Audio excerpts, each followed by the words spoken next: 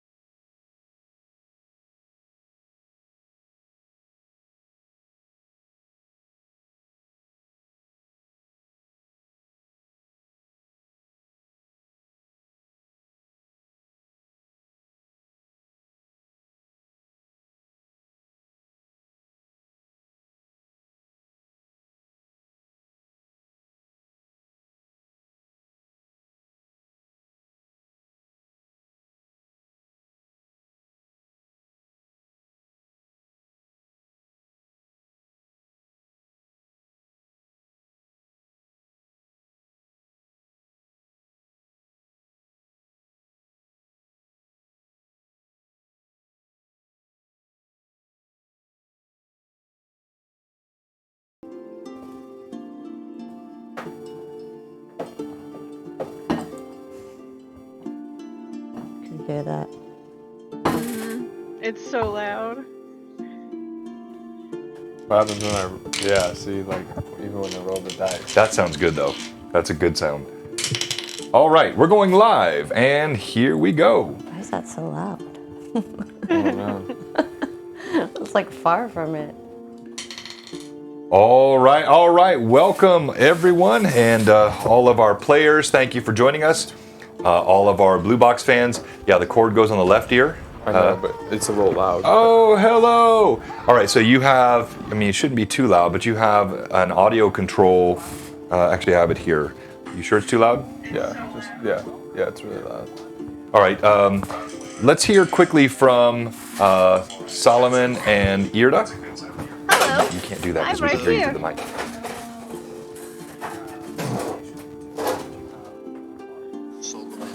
That's good. You're okay there. Yeah, you both sound really good. That's better. Let me fade out our music just a bit.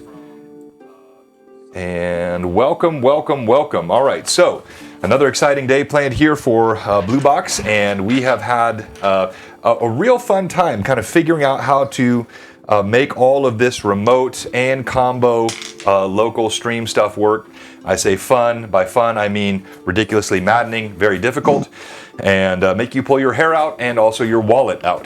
But I think we have something that's going to work pretty well today, and I'm excited about it. We had a great stream last week as well, and we are joined by both two local players here, and then we have two remote players. And we'll do a quick bit of introduction. All these players, I believe, I'm not sure about Solomon. Seraphim, did Solomon level up this week? Yes. All right, so all of our players leveled up. They had several weeks of XP that their derelict DM was a bit slow in getting out to them, but he did it this weekend. So all right, so we'll start off. We'll do a quick player introduction. You'll do your player introduction, class, level, race, and then name, and then also, as you're doing that, maybe a bit about your character, and then go ahead and roll your hit points. And we'll do that as we go. And we're going to start this week with you, Solomon. So we're switching it up a bit. Go ahead. Alright. I am Baron Solomon Frost. I am a now level 7 human cavalier. He's a very noble man, part of Order of the Dragon, apparently very handsome. And for hit points, 6. All right, good. And his audio sounds pretty good to me. So anyone on the stream, if you can let us know how Solomon's audio sounded to you, we would appreciate that. And then we're going to go to Irda. Alright. I am, He does need Irda? to scoot over to the left or to his right a little bit. Scoot over Yeah, to Solomon, the if you right. scoot to your right just a bit. Like literally just Yeah, a touch. there you go. Perfect. Right here. Yeah, even a little more would be fine, but you're okay. Go, sorry, Irda, go ahead. yeah. I'm Irda. I am a level 8 as a Marsh Skald.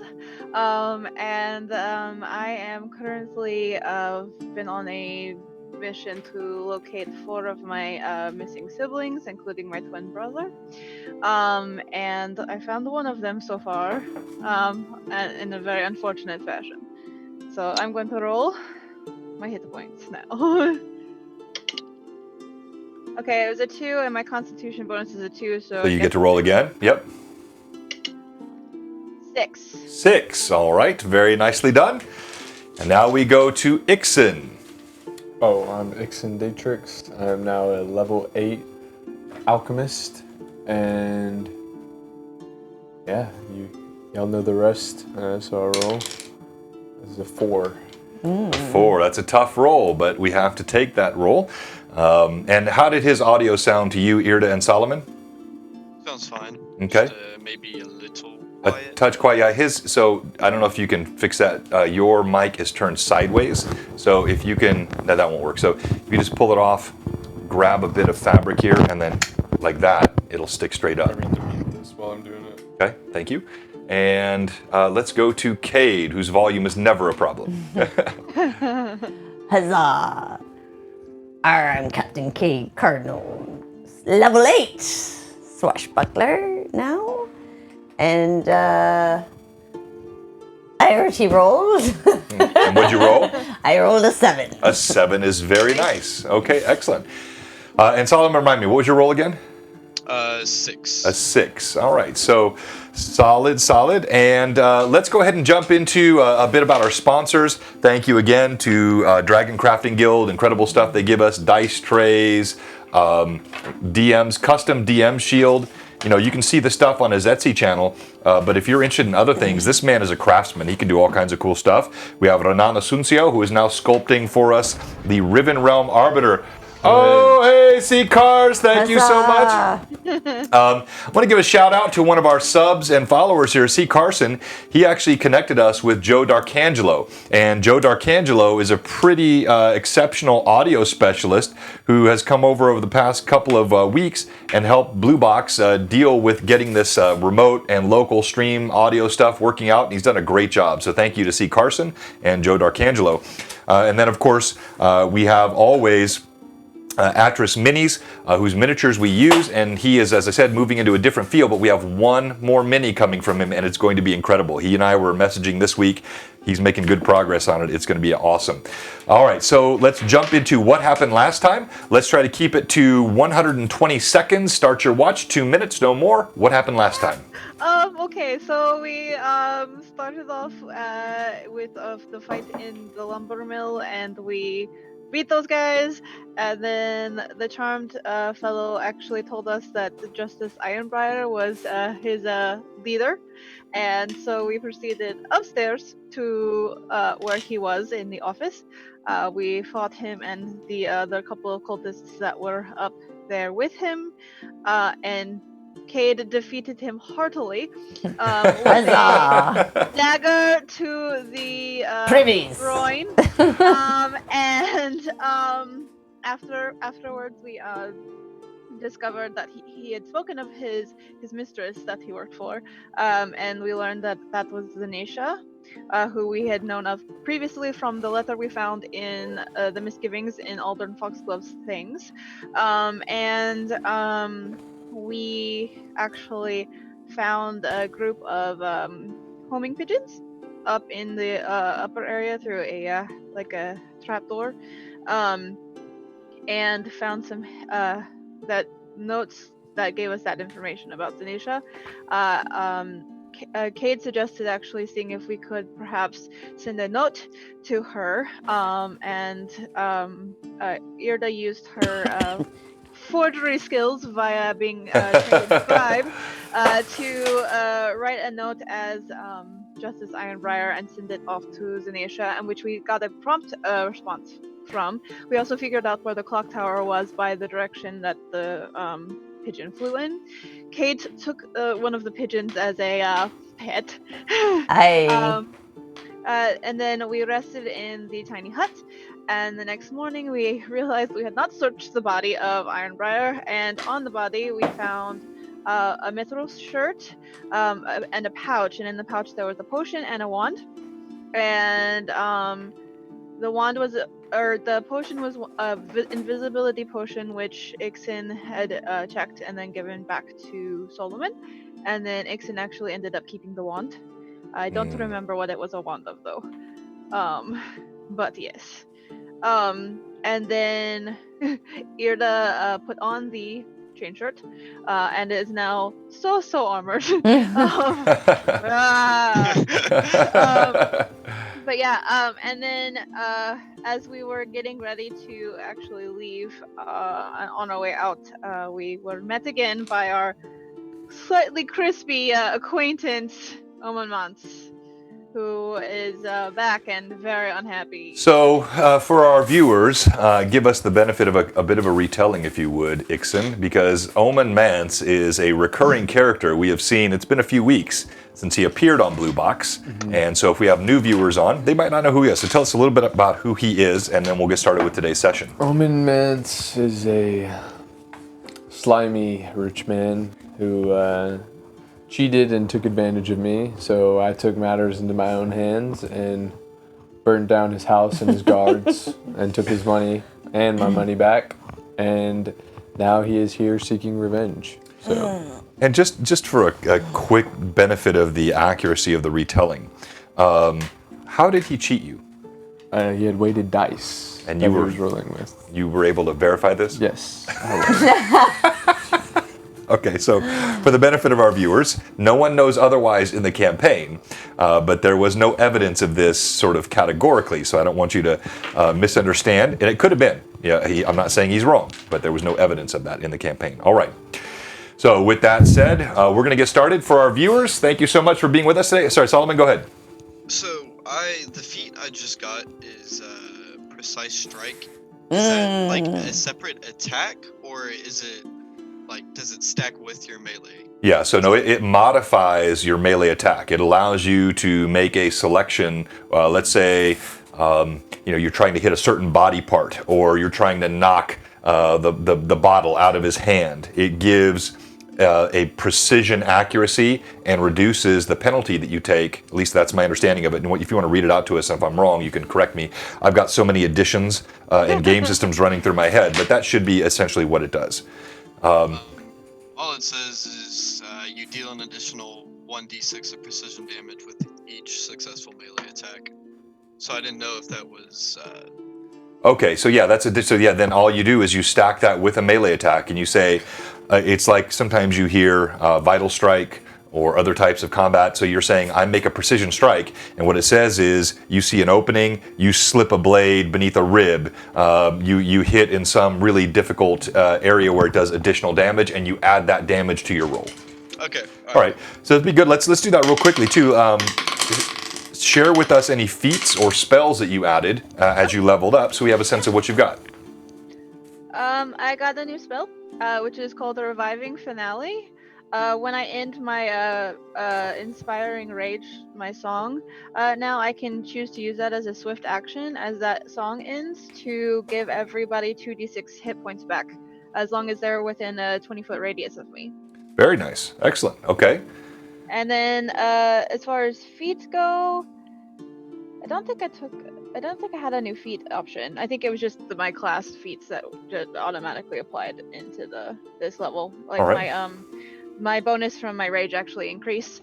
I went from a +2 strength, +2 constitution, +2 will to a +4, +4, +4 to Very all nice. of those. Excellent. Raging. All right. Good job. All right. Ixon. I got the feat of... Hold on, where's that? Oh, Dispelling Bomb. So instead of using a bomb to do damage, it works as Dispel Magic. And then I got 2 spells of Beast Shape 1 and... What's the other one? And Draconic Reservoir. What does that do? It absorbs 6 points of one type of energy damage per level. So it's basically like Protection of Evil. And then the subject can release 1d6 of absorbed energy and apply it to any melee attack. Makes sense. So, good. Nice. All right. Excellent. All right. And Cade. I got Vital Strike. Yay! Vital Strike, always useful in combat. And so, Cade, you've used this with other PCs that you've run before. Give any of our viewers that are not familiar with Vital Strike a summary of when is the best time to use that and why. On your last roll. So if you have multiple attacks, right? Yes. You'll choose it on your last attack and why. Because you get your full attack bonus, get your full attack bonus, right? Like your first roll. one. Exactly. Boom. So well done, Cade. Precise Strike and Vital Strike at the same time? No. You can only push one feat simultaneously unless expressly dictated otherwise.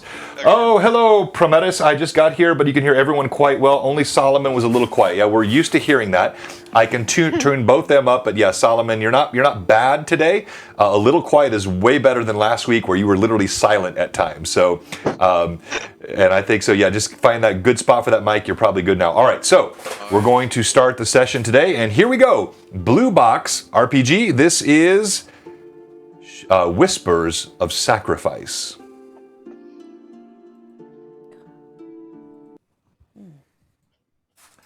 We're going to move to a night scene because it is night. Do not adjust your cameras at home. I should look a bit dark These players over here will not look as dark as they should. My fingers are pointing at them because their camera is auto white balance adjusting, and I've got to figure out how to make that work with Zoom. And let me kick off the ambient sound, and we will get started.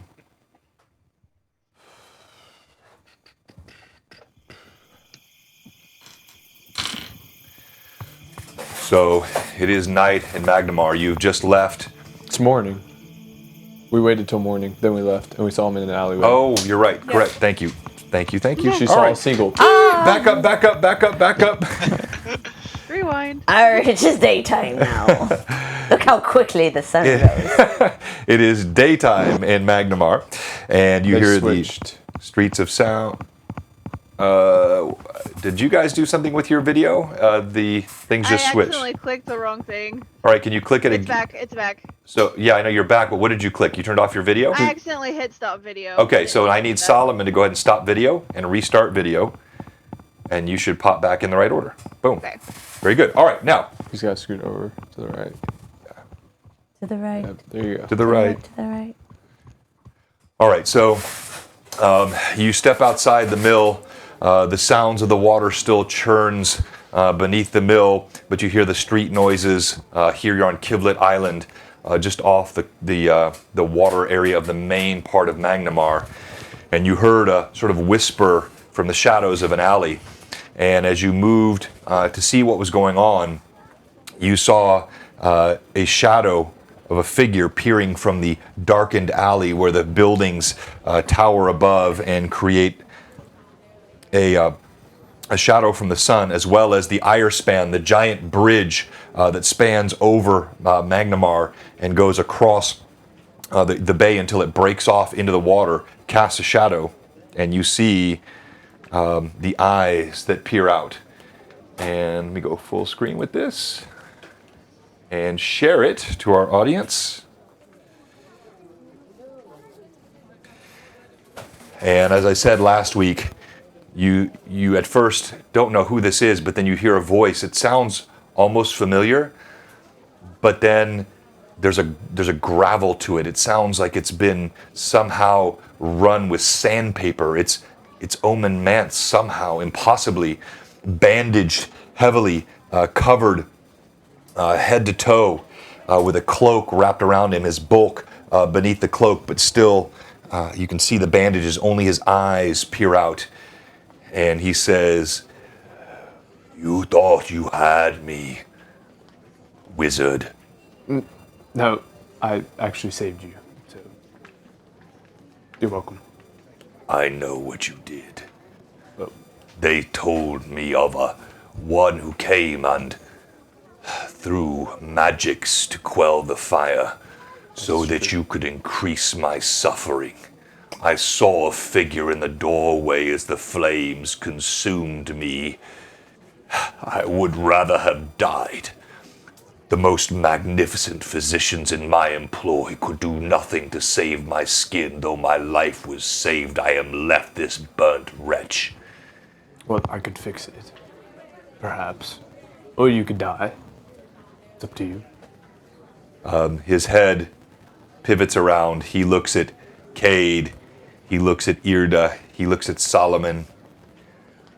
My quarrel is not with you. My quarrel is with this one.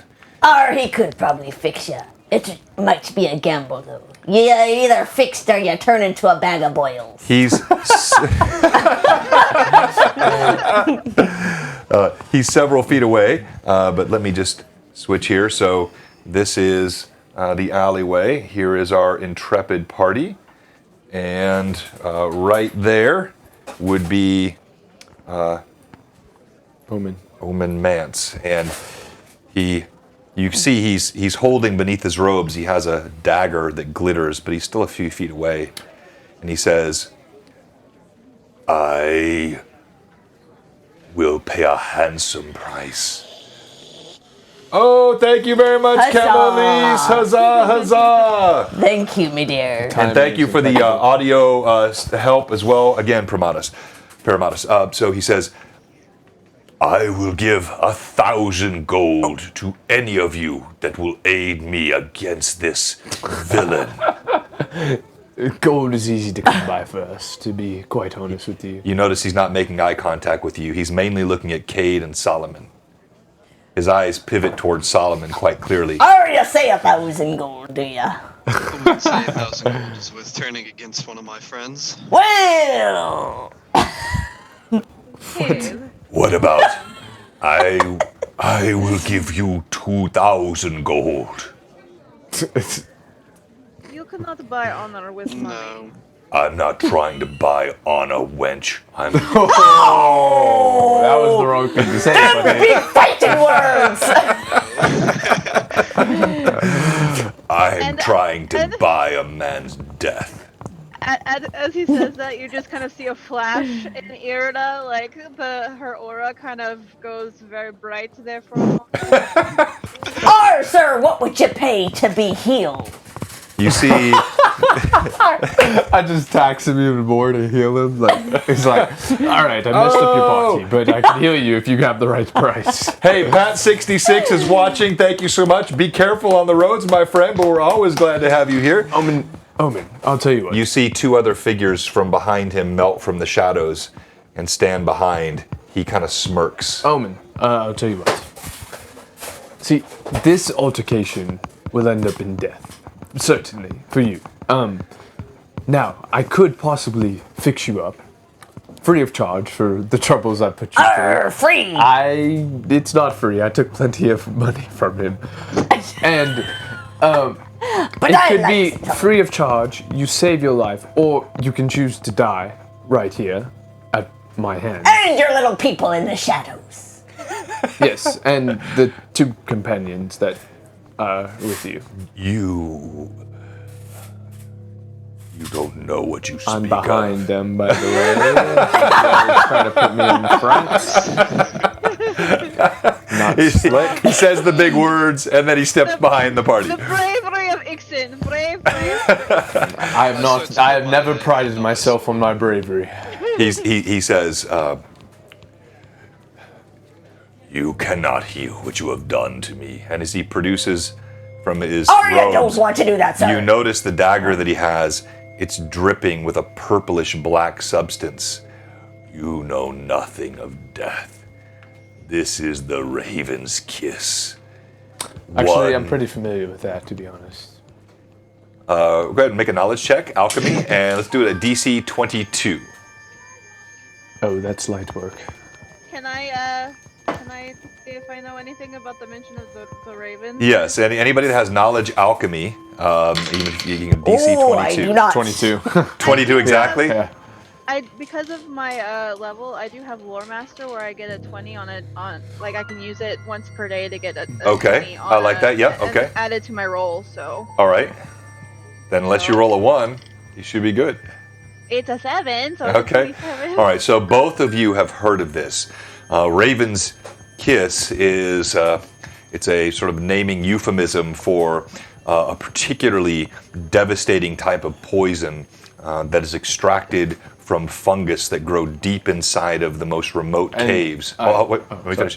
You know it is one of the most violent death poisons a single touch can kill. I look at Omen and I say, you know, you would think, I mean, I understand you confused me for a wizard, I get that, but what you fail to understand is that as an alchemist, I'm immune to such poisons, and, well, frankly, it will have no effect on me, so go ahead. Touch me with it right here. Let me get a lick of it. Let me kiss it with the tip of the dagger. He chuckles. There is no immunity to Raven's Kiss. Come forward and kiss it. He holds out the dagger. I throw a bomb at him. Oh, Surprise attack! Surprise attack! All right, well, you're both pretty alert, so we'll call this initiative, and we're going to give you a +1 on the initiative, all right? So here we go do you with want to our, roll, or do you our want me to? I D6 wanna roll. initiatives. This is my life. Oh, that's not good. yeah! All right. You do, in fact, catch him by surprise. What is the bomb that you throw? I'm going to actually do rapid shot, so I get 2 bombs, and I'm going to do. He seems to have something against fire, so I'm gonna do 2 fire bombs at him. Oh, that is so unkind. All right, so I'm gonna roll the first one. That would be a miss. And I'm Rats. going to roll the second one at advantage.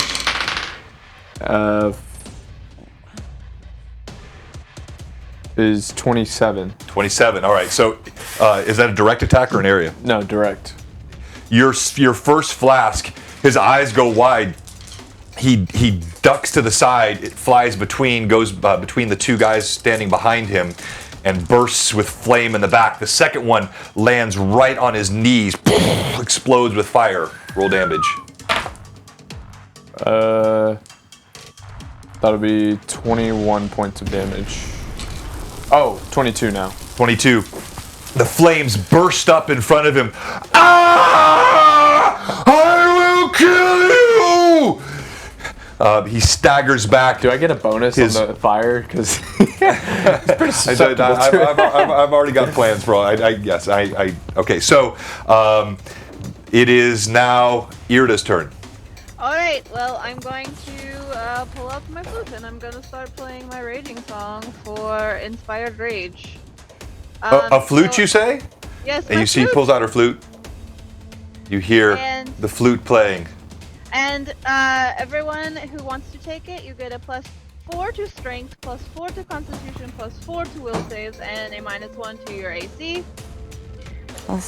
And I always forget Oh, that. by the way, I have access to my wings, so I'm flying now. 4 Okay. to Constitution.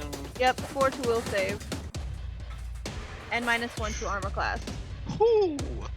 And as I do that, she kind of like, as she's playing, she kind of curls a lip up in a sneer a little bit and stares right at this guy. And you see a pair of slightly more substantial now, what looks like almost feathered wings unfurl from around her and snap out. And you kind of see almost the shape outline of feathers now. They're kind of golden edged. But it's not quite solid there, but it is more. It looks more substantial than what you've seen before. All right, outstanding. Now we go to Solomon. All right. I'm in the front, aren't I? You, as you should be, yes. All right. I am going to take my lovely, my jagged sword and go swing for his throat. All right. So Solomon steps forward. Roll to hit. Nat 20. No way. Come on. Really? Huzzah! I mean, me holding it up isn't really No, proof. I'm getting more and more suspicious of these remote rolls. No, I'm kidding. I trust you implicitly. Confirm. And then Roll 14 for the second Yeah, roll. So. it's a 14 total. For the 14 confirmation. for the confirmation. Total? No, is that a total or is that your roll? Oh, You have to add your total bonus to the confirmation. No, total is 30. Yeah, I was gonna say. Okay, then you confirm the critical. All right, so Okay. roll percentile dice. Screen one and this one. 73. Oh, Omen Mance, Omen Mance. We warned you. Unbelievable. I tell you, these tables are going to turn against you one day. Somebody is going to fall prey, and I don't want any crying or walking away from the table. You're going to roll up a new PC when these MERP crit tables get you. All right, That's and when we were fighting Aldrin because 3 of us were stunned that's right. of that table. Ah, That's but right, yeah, but- Nixon saved the day once again. As 73. Ooh. All right, so Solomon, What does it look like? as you step forward, you see the bandages of Omen Mance have caught fire. The flames are spread. He's screaming. He's swinging this dagger wildly in front of him. You step forward. It's your move. What does that mean? It means What tell does me that what it mean? looks like. Oh, Oh, that was too easy. So, I grab my sword over my head and just with one very extravagant and unnecessarily long I just go and cut straight into his throat, like right there. Just cut down. All right, so your sword pierces down through the flames. You feel it bite flesh. It separates the bandages, then the flesh. Bone cleaves down to his chest. He screams as the fire. He falls back, slumps to the ground. You see the other two figures disappear into the shadows of the alley. I fly to his body and I take the dagger like this. What kind of dagger is it? So you see he's holding. Ixon picks up a dagger. It is. It's a standard sized dagger. It's got still even with the fire. It's got a bit of sort of blackened poison along the edge. Looks like it's been. Yeah, I lied too. I'm not immune to poison. That was a total bluff. I take.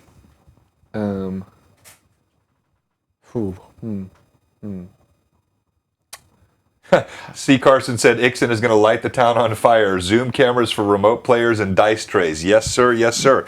And audio still sounds good for everybody. Just doing a double. I won't do this the whole stream, but just kind of making sure everything sounds good. I'm going to scrape this off into a flask. All right. So you see Ixon take the dagger. He kind of scrapes it. Little flakes of black go off into a raven's kiss. Raven's kiss. Okay. The body is there. It's smoldering now. The stench. You hear passersby walking. Is this made up or is this an actual thing? I mean, it's. You're not going to find it on like a standard Pathfinder thing, yeah. So it's. You're seeing people that are walking by, but only like every once in a while someone kind of peers in, and when they see Solomon particularly heavily armed. They just keep walking. No one wants part of what's going on in this alleyway. And since I knew what it is, can I identify like its physical properties? You're gonna do that right now in the alleyway. So it'll take you. It takes you a good several minutes. You pull out your equipment. You have to study it. So you can do that here, or it's just a check. Yeah, I know, but like I'm kind of sort of role playing how I would want the check done because like you're gonna look at you're just looking at it. You wouldn't know the properties, so you're gonna use it. You would. Take your alchemical equipment. You might put it in a bit of it in a liquid, see how it dissolves, test it against something else. There'd be a process. So, I would just do a check.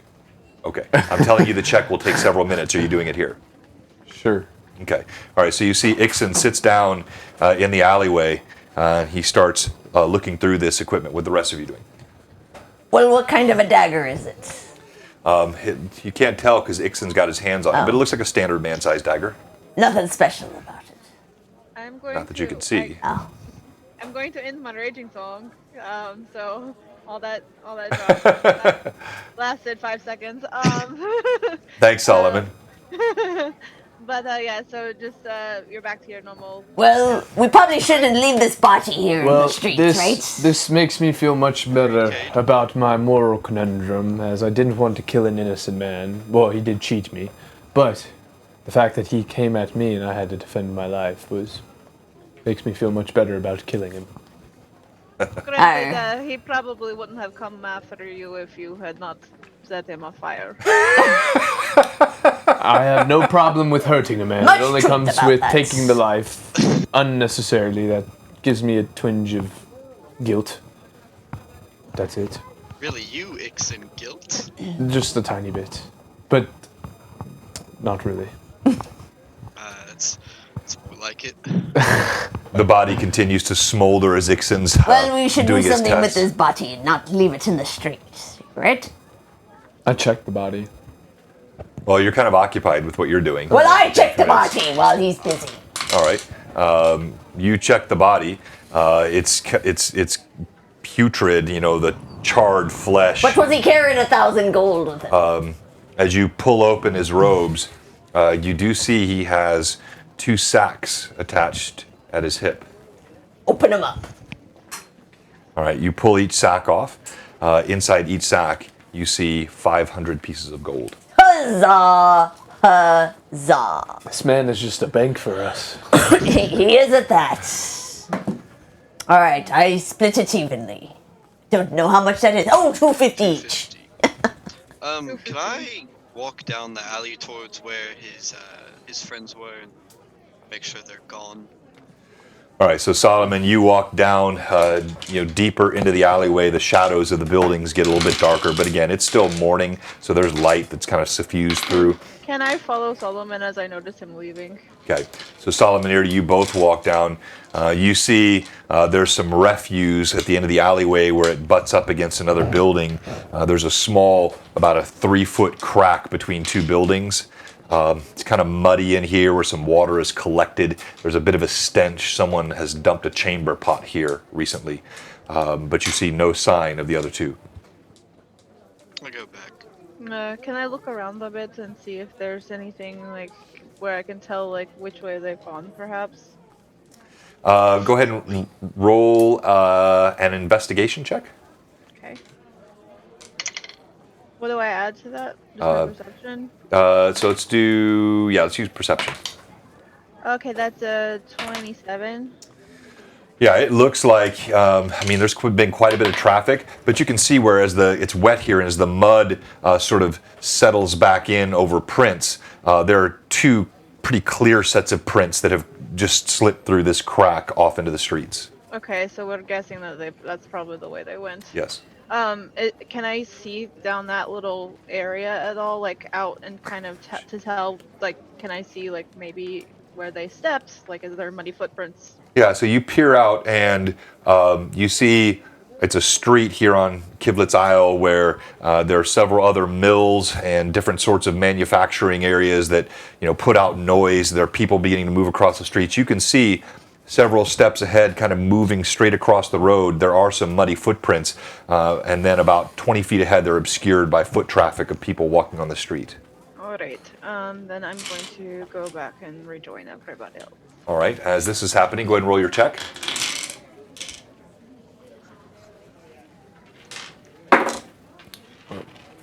Whoops. It would be a 20. Total of 20.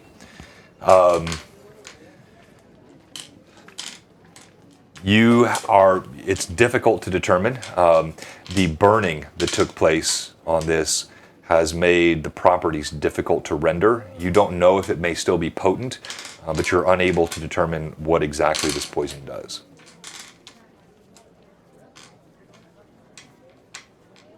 All right.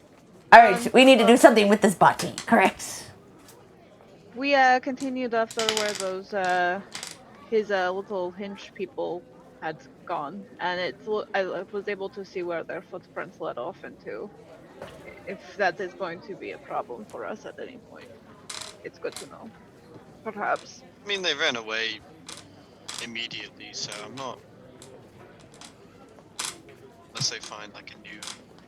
The I cowards. doubt they'll come after Well, us. as we know, the law here is not exactly well led, and well, the Ironbriar is now not in charge anymore. So we'll have to see what comes of that. Agreed. And we have a nice comment from C. Carson indicating that the Bank of Mans is probably now permanently closed. Very unfortunate. But where does he keep the rest of it? Ixon, House. we should go to his house. No, we shouldn't. We've taken enough money, Oh, but he could have more. but there could be Always Higher- more for Cade, always hi- more. higher authorities there waiting on the likes of us to come around. So Possibly. no, definitely. Okay, do you want to become a common thief? That is not a good look for anyone. Is it thievery if he's dead? It's That's a good point. It's not thievery, it's reappropriating his resources. I like the way you The think, my man. redistribution of his wealth. It's got to go somewhere, so why not me? There's nothing morally wrong about it. He's dead. He doesn't need the money anymore. Well, we We're killed still him, alive. so- We do need the money. We do. But do you know anything about him? Perhaps he has a family. Probably not. But his family hates him. If he was a family man, why would he try and kill us in an alleyway? It sounds like a lot that you're trying to rationalize bad actions. Yeah, he seemed like he didn't have much to live for, if we're being quite Don't honest. let your heart get in the way, ma'am. At least I have one. Are you saying I don't? I don't know, kid. Oh my. Little eggs and a little heart. What are you lot doing in there? Looks like no good to me. Move You along. turn around, you see a heavy-set woman standing in the alleyway. She's got a bundle of rags in her hand, like she's moving somewhere to a washing. Huzzah! We're just lady. busy killing people, so move along. It's a joke, ma'am. It's a joke. Let me help we're not you killing carry that load. We're just having a I conversation. don't like the looks of you. I I don't don't like the either. looks of you either. Hey, What? ma'am. Ma'am, let me carry that load for you. You don't want to be carrying that around. And I help her go What? away from the scene. She kind of, as you walk toward her, she kind of moves away from you. But I'm good looking. I'll be just fine by myself, Lee. So maybe you should just keep to yourself then and move along. Thank you. Have a nice day. Perhaps I'll just tell the constable then. She walks They can die off. too. She kind of bustles off, her bulk moving underneath her giant dress. I hate people. Need to, People annoy me. Yes. I just wish, I don't know. That's I why don't you like- burnt him to a crisp. Yes. I hate people. People annoy me. That will not be a blue box t-shirt coming out soon.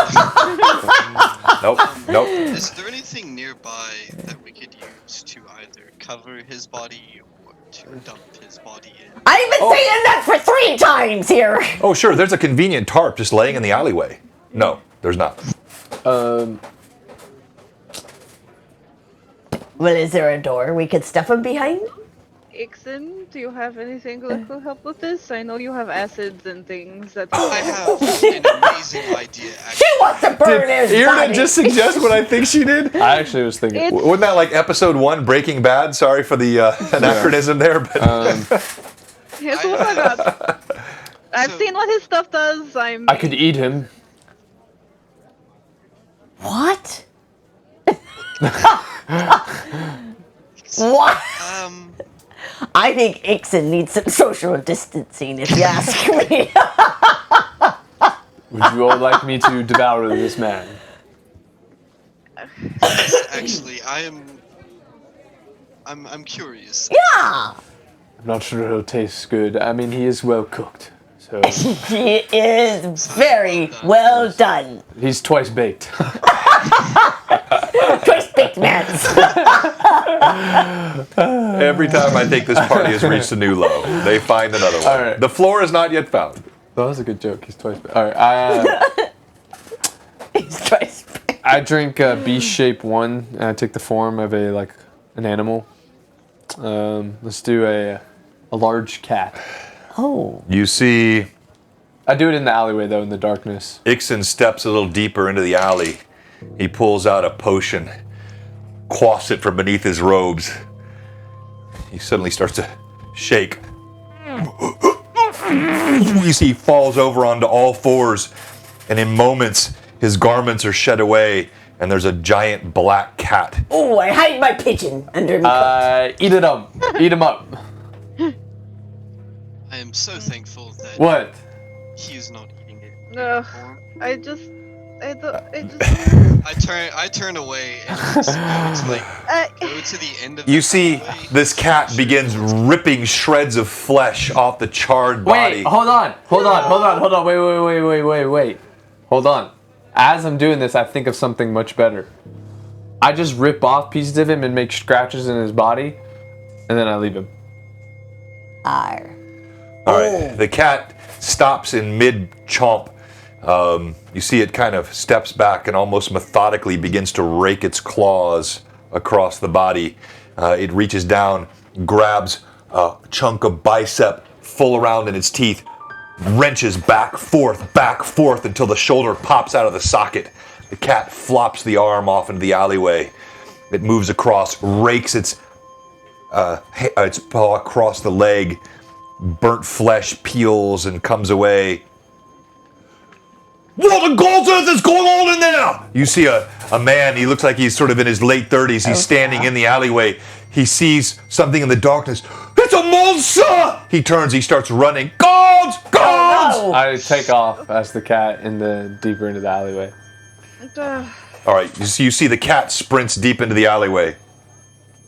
I leave the scene too. I'm already gone. I'm gone. I go with Kate. I guess I'm following. We leave. All right, so Solomon, if you can keep that mic closer to your mouth. Everyone said audio sounds great. Just you. All right, so you ran. You ran deeper into the alley, Cade, or where'd you go? Like I don't want to go deeper in the alley. I want to get out of there. I go to the street. Streets. We go to the streets and mix in with the crowd. All right. So the three of you. You move out of the street, and you can see these are all industrial sort of workmen folks. There are a couple people that are looking your direction. They heard the shouting of the man that just ran away, but some of them have lumber in their hands. Others are carrying what look like supplies and tools. Mostly working class folk, and they bustle past. Some of them kind of shoot you looks. I look and see if there's any guards running towards the alley. Already. You don't notice anything like that. We find a tavern. Ixon, you get to the back of the alleyway. You see sort of what I described earlier to Irda. It's dank and wet back here. We left him? Yeah, he went deeper in the alley. You went down the street. You see it's dank and wet back here. There's mud. You can smell, you're still in cat form, right? You can smell Irda's scent clearly. You smell the cloying scent of a perfume, realizing one of the two that ran was a woman, and you clearly see their footprints in the mud leading off through that crevice I described earlier. In your current form, it's all very easy to see. I kind of memorize the path and the scent of where I feel it coming from, and I come out of the B shape, making sure no one can see me. You're deep in the alley, yeah. So I come out of it, and then I walk out. All right, so Solomon, as you're looking down the street to see if there's any signs of guards coming, you see Ixon come strolling out. Normal Ixon comes strolling out of the alleyway, looking somewhat nonchalant. Go over to him. Big brain plays, my friend, as why eat him when you can just, frame it on a monster or beast that I know nothing about. So It's a very good point, except for the man that saw. yeah, I mean, Omen Ment has just had very bad luck, for being honest. Random house fire and then being torn up by a cat in a dark alleyway. It's truly unfortunate. Karma. It's not a good thing. Yes, don't cheat me. That's the lesson learned here. He cheated you out of, what, a few hundred gold? Everyone roll d20 for me, please. Yes. Oh no. Oh, boy. 2. I rolled a 2 as well. What was yours, Irda? 8. Irda, you do see off in the distance what look like two guards walking with a man. You recognize him. He was at the alleyway a few moments ago. They're still several hundred yards off, and he's gesticulating wildly in the direction. As they're coming this way, I'm actually going to go towards them. I'm going to go towards them. All right. You see, Irda starts walking toward the guards. Do you want us to follow you? Just stay back. We'll meet you at the mill. I mean, at the tower. I have an idea. Okay. So just stay there. Is there a Just blend in. Okay. tavern around here? Just wait. Cade's always looking for the tavern. All right, so you step forward to you see the right there. She's one of them. She's one of them. The guards, they're standing. They're sort of armored, not particularly impressive armor, tattered capes. They look a bit bored. They look at you. They look at him. Excuse me. There seems to have been a misunderstanding here. Myself and 2 of my companions, we came across a man being brutally mauled by some creature in this alley over here, and it was a horrifying sight. I've never seen anything like it before. Right, well, this man here says you had something to do with it. No, No, of course not. We were coming down the street and we saw movement in the alley and we had to see what was going on. Right, roll persuasion, please. Okay. 12 plus... Is that Diplomacy in this case, yep, diplomacy. Yep. Okay, so that's a 26. Well, that makes a right bit more sense. Let's take a look. He and the guard, the man. No, I told you, it was her. She was one of them. I shut your mouth, lad. And I would be happy to show you where he is. Follow me, please. So he follows along with you. You see Irda walking back. She's I got just the kind of tools. sulk in between the shadows, like keeping my eyes on them, but like I'm kind of like disappearing to like a little alleyway, but I still have them in my sights, making sure that me and Solomon and Cade can see each other. Okay. You see the man behind them now who brought them over looks kind of defeated. He keeps talking, but the guards are not really paying attention to him. And they look in the alleyway. Hi, what's that stench? I think there have been chamber pots being emptied around here. I know the scent of the chamber pot, and that's quite different. It's like charred flesh. I don't know. It's a very strange sight that we came upon. But yes, we saw this. We are plain adventurers. We are trying to help a small town nearby. I'm sure you've heard of it, possibly Sandpoint. We have been investigating things for them, trying to help. And so we were out searching today, and we just came upon this, and it's quite awful. Aye, you're the Asimar lass, the heroes of Sandpoint. I done heard of you. You've heard of us? Oh, I did not realize so much of our name. I am so sorry for casting unnecessary aspersions. You, go along, you scoundrel. He kind of waves at the man that was brought him over. The man looks incredulous. His eyes, he mutters to himself and just kind of walks away. Or do I see him walk away? Yes, you do. Because I chuckle inside.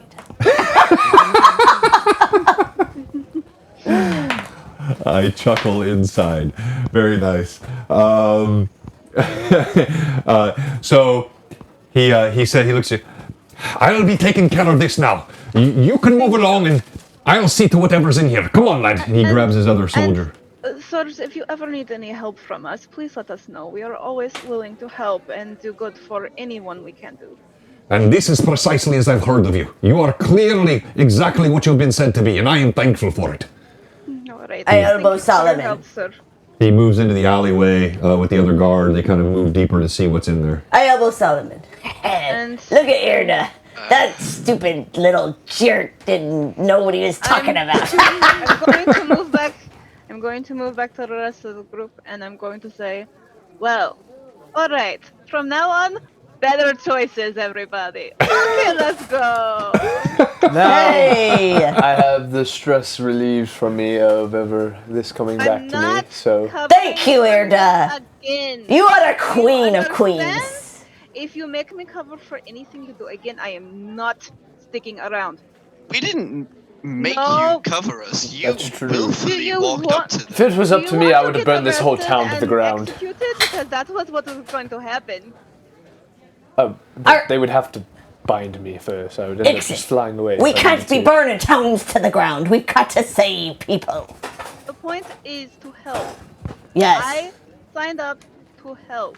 I am not interested in becoming a mass murderer. I That's signed not up what I'm to here hone for. in my abilities as to become the most powerful potion wielder You this help world us, has and ever we'll seen. help you. And nothing will get in that way. While on the way, I do have a soft spot for each and every one of you, I will say, which is rare. But I still have a mission.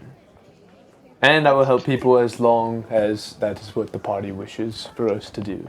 At But the if you ever very change least, your mind that we want to become something other, I will be open to it as well. Please not set anybody else on fire, especially in the middle of a city. Just can you try really if we're going hard? to kill people, can we at least do But it in private? Technically, this is all Cade's fault. If she had not lit the dockweed on fire, I never would have had the idea in the first place. Oh dear. So, I know that Kate has very nice hair, but can we stop calling him a her? oh, Yeah! technically this is all his fault. because What you doing? sometimes you act like a woman. Well, I do. I'm a softie. What?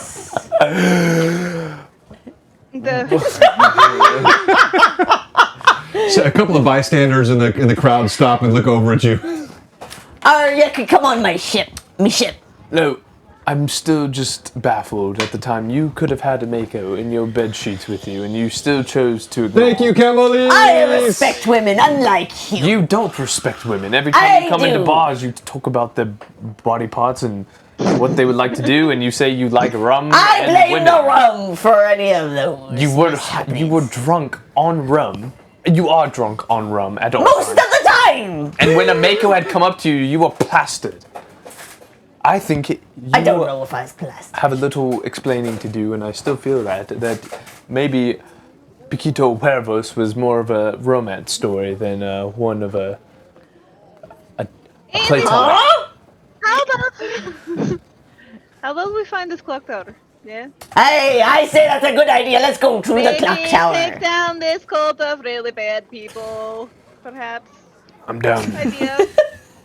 I Okay, say. I would agree. So is that what the party's doing? You're moving toward the clock tower? Hey. All right. Yeah, going off the rails on the crazy train for sure. That seems to be a specialty of this party, C. Carson. As you walk beneath the shadow of the Ire span, it's dimmed. The light of the sun, even on a bright morning, is covered by the massive bridge that's overhead.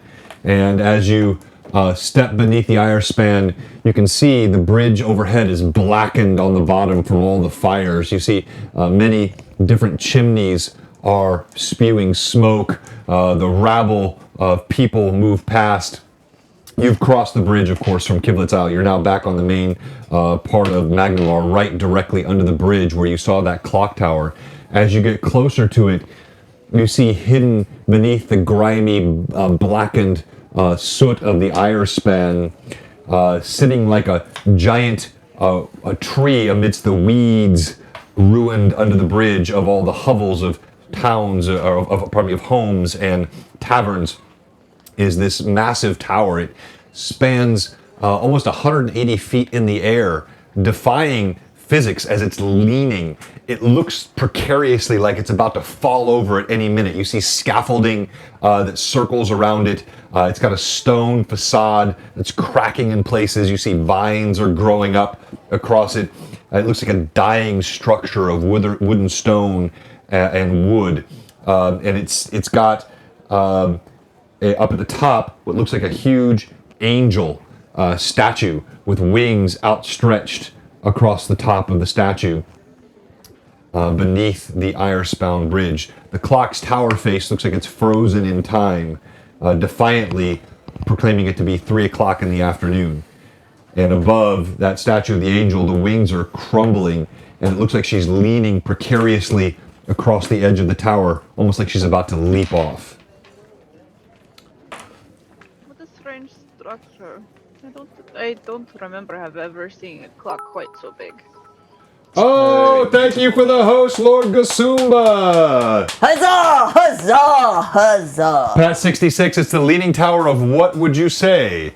And I'll show Of fallen angels! I'll show everybody what it looks like. Here is a quick picture. Actually, let me go ahead and go full screen with this and look a little better. And there is, whoop, not that one, not that one, that one. There is the clock tower leaning over in the midst of the city. Wow. Yeah. Can this structure be trusted? I don't know. I mean, it. Like the stability of it, or is it haunted? Both! But I think it would be quite time for us to go if the tower happened to collapse while we were in it. As that would just be fate calling us home. But I mean, if the one lady lives up there, I feel like it's safe. Well, if it's one thin, not very hefty lady, and then 4 of us go up there, there could be a drastic turn of events. I mean, it's a giant clock Yeah, tower, no. Cade. I don't think there's much to worry about, apart from the people inside. But So with the scaffolding around the outside, does it look like it is currently being repaired, or is it just? No, as you look at it, and by the way, thank you, Pat66. Glad you're on your PC. And Lord Gazumba, again, no problem being late. We always appreciate. I had a great time watching your stuff this week as well. No, it does not look like it's occupied. In fact, it looks like it's been shut down. There is several of the windows are boarded over, Well, and except there's for the no Mistress of Darkness. there's no motion around the tower. Does it look climbable from the scaffolding on, like that's open? Do you understand what I'm asking? Yeah, I do. No, so you look, and there are clearly crevices. The stonework has many broken pieces. It looks like you could hazard a climb, but certainly also looks like it might be challenging. Many pieces of the facade look like they would break away. So, your choice. Well, I don't know about you, but I think perhaps attacking this from top down would be the best decision. To climb up to the top and then You work can around. climb. I will just. I can actually help with the climbing if we would like.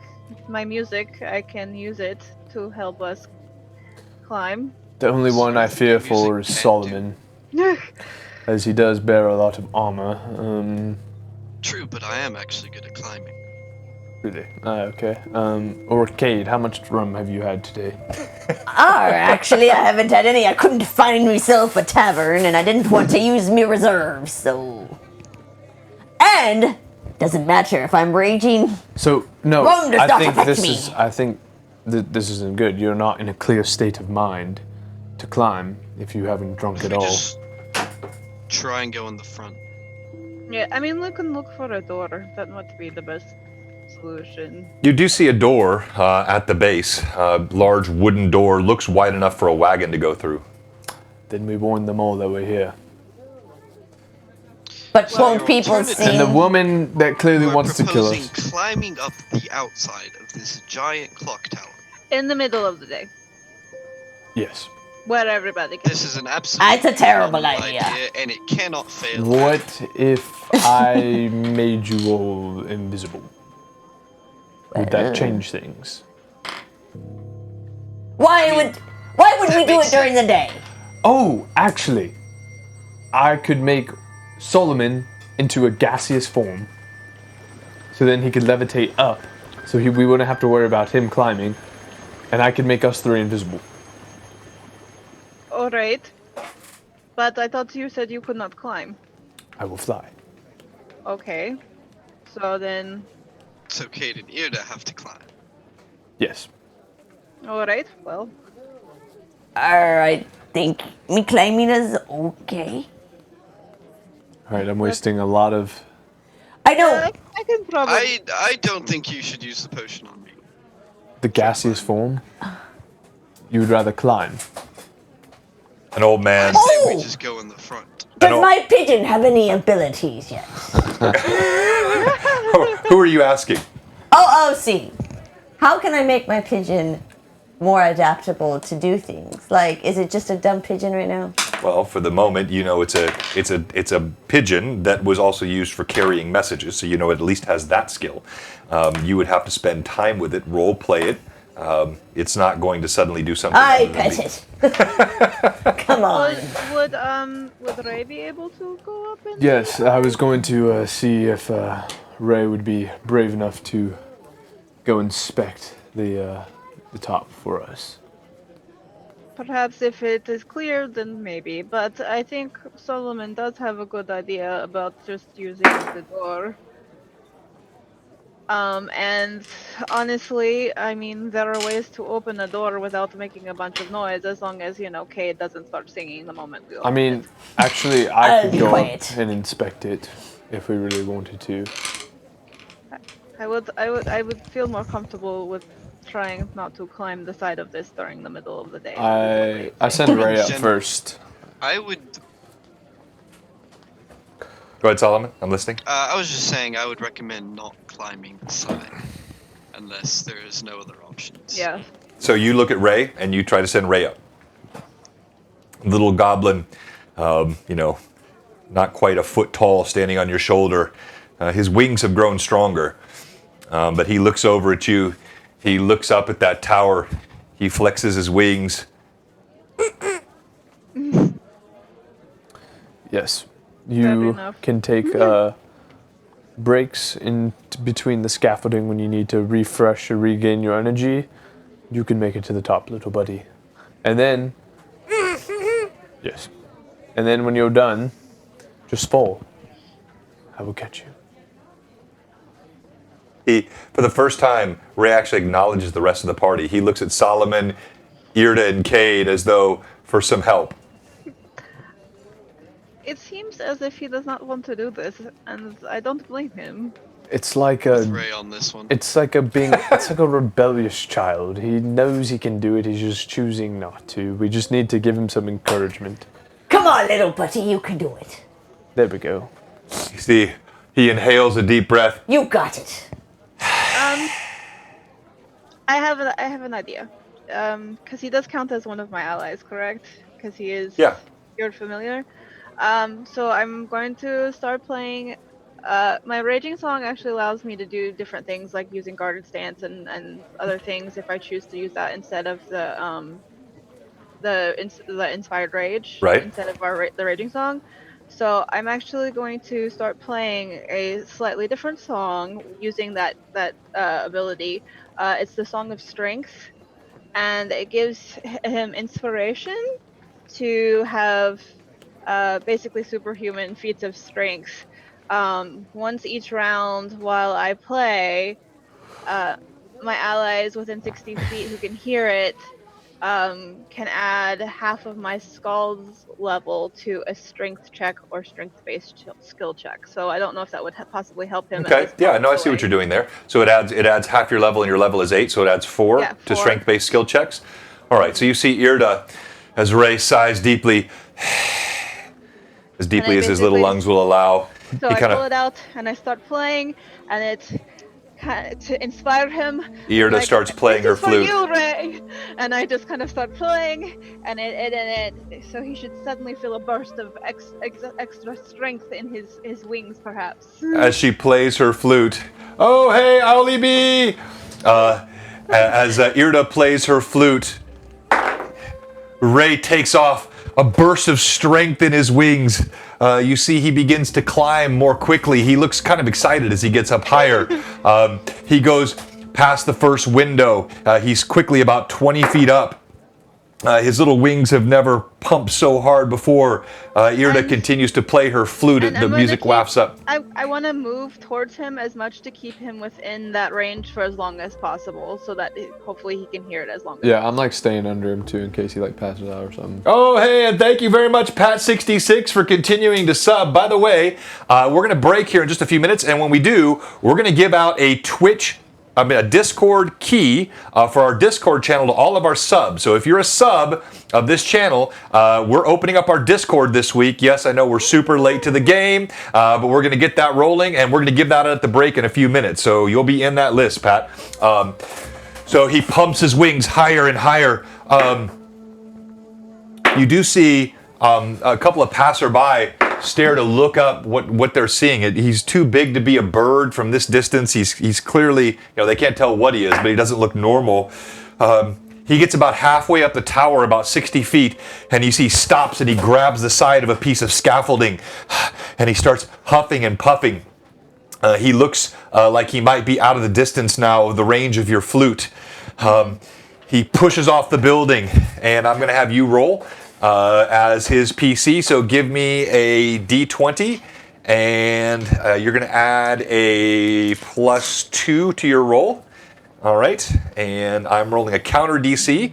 10. All right, he gets about another 20 feet up. He's now 40 feet from the top. You see he's churning. Even from this distance, you can see he's starting to kind of waver. His wings are not even in strength. Roll again. Come on. 21. Yeah. He pushes up another 20 feet. He's getting close to the top. You can actually see now as you're looking, there's a part at the very top where there's an external staircase that comes out just a little bit above and then goes to an area at the very, very top where the angel is. He's almost to that.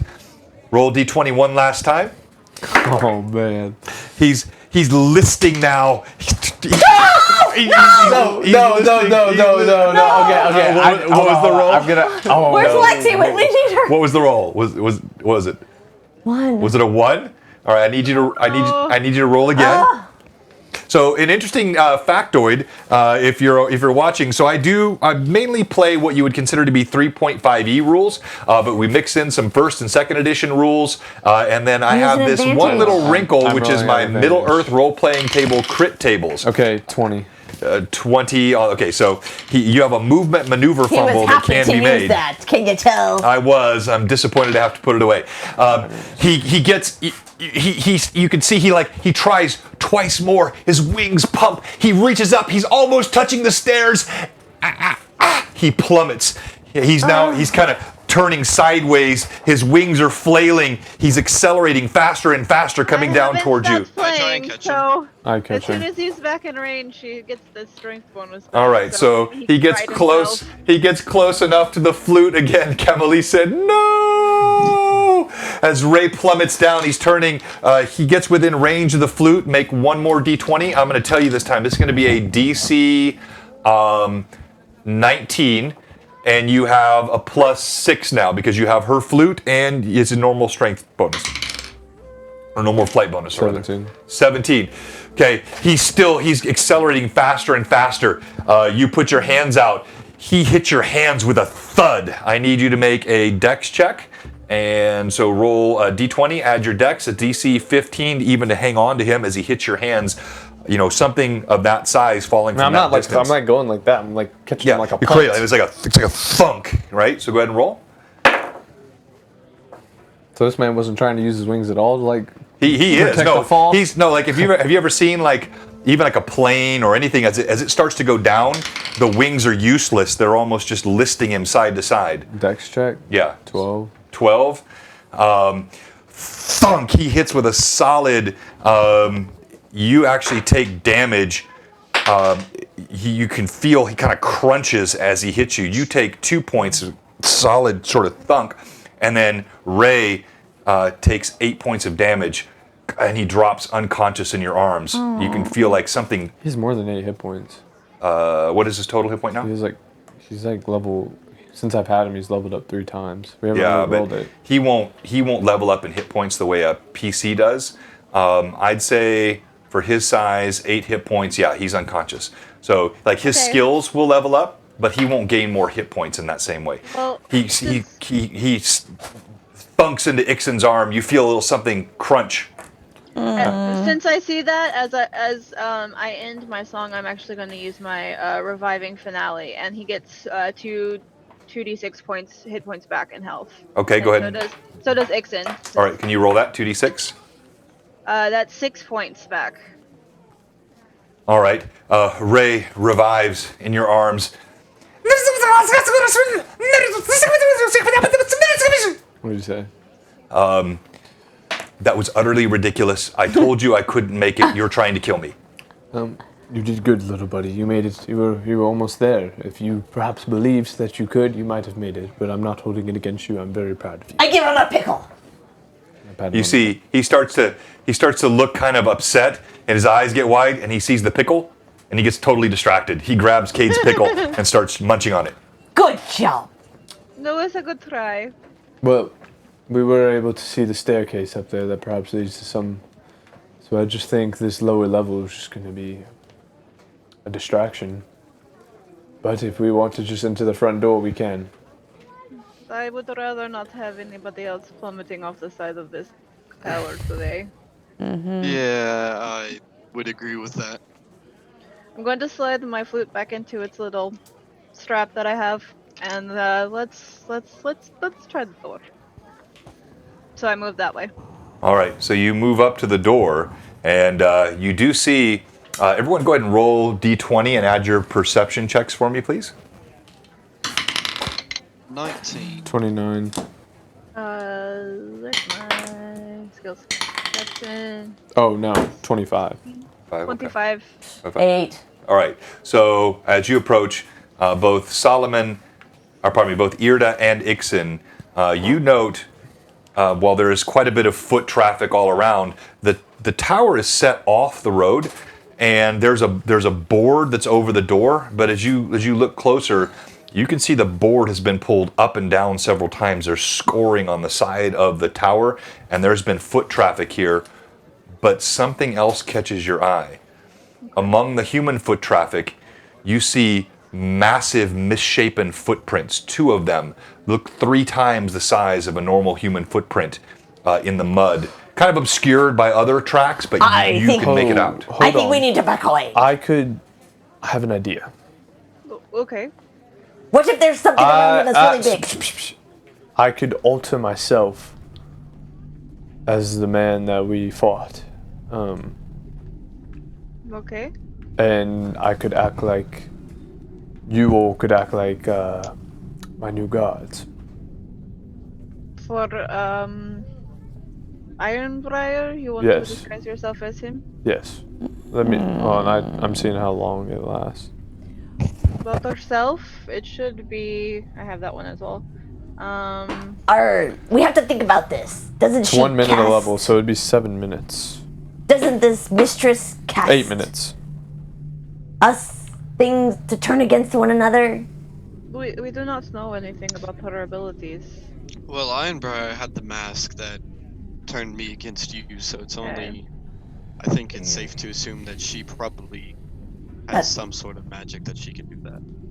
Probably. So I think we need to be very cautious with this wench of a woman. Well, yes, that's why we're thinking about this so much. So I don't want to be turned against y'all. Well, we can't really help that, so just Is there a better way to get her out of the tower? probably not. What if we send a message from Ironbriar? Again. I have Say- me pigeon. Something about something and getting her to come out. How would we do that? I mean, she basically told him to deal with the problem himself. We Like, could say, it doesn't seem we could to. say the door is locked. Can you come open it for us? So Pat66 says, blow up the tower. Ixen is always for blowing people up in things. That's not a bad idea. As you're studying, an old man, he's been watching you for a minute, he walks up. What are you doing here with this place? It's forsaken. It's been closed for years, don't you know? So why are you here? No, we shouldn't talk I'm in not here. here. I've been watching you. But Do you why know- are you watching? What do you know about this place? Why is it forsaken? It's forsaken because many say it's cursed. They've seen what like a bat, a woman-sized bat that flies out at night, and the towers, the treacherous stairs that go up. What as 10 men have died inside there, and what's more, it's gonna fall someday. Anyone can see that. You can get 5 to 1 at Herald's that it's going to kill at least 400 people when it falls. What is it with these Magnamar people? We can't do anything privately. Everyone is in our business at all times. I miss Sandpoint. Did you? What's he blathering on about privately? You're on the middle of a public street. No, this Yes, is it- okay. So why are you? So if this is a public street, this is frequented often. So why are you worrying about us looking at a tower? Good sir. I ain't seen no one like you, especially the shiny one, staring up on it like you're pining for it. Maybe we find it interesting. Maybe we're studying its history. Have you ever thought about that? Maybe we were studying how it could possibly fall, and we're betting on odds as well. Actually, me and her just put 4 to 1 odds on it. Her! Wait, Why are him. you calling it a her? This one's daft, I think he is. Fine, do what you like. Die in there for all I care. He goes walking off down the street, kind of shoots a dirty look over his shoulder at Ixen. People. It's a city.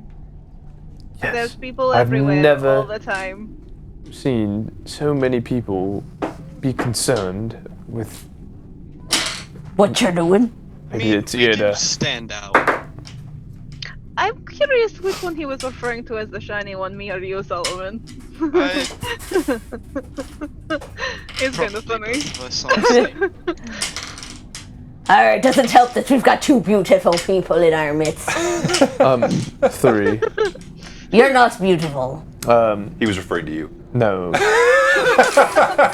I'm actually more beautiful than Solomon, for being honest. Ixon needs to stop sipping the dark weed that he plays with. I promise you, me and Solomon walk into a bar. This sounds like a I joke. get the I know. Punchline! I get the prettiest lady 10 out of 10 times. I don't You think sure so. about that? Because I'm a knight in shining. That sounds like a You're bet. creep in a rose. That sounds like a Solomon. bet. And he smells funny. There is a And I just have the best personality, so there you go. There is a charisma and a confidence that Exudes Does from not allow you to finish a sentence.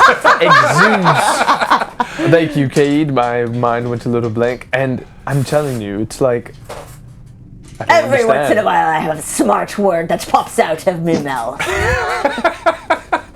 I just love listening to your insights on women. It's quite fascinating. Really. All three of you. See, Carson said, Great. Ixon plays with poop. No chance he gets 9 out of 10.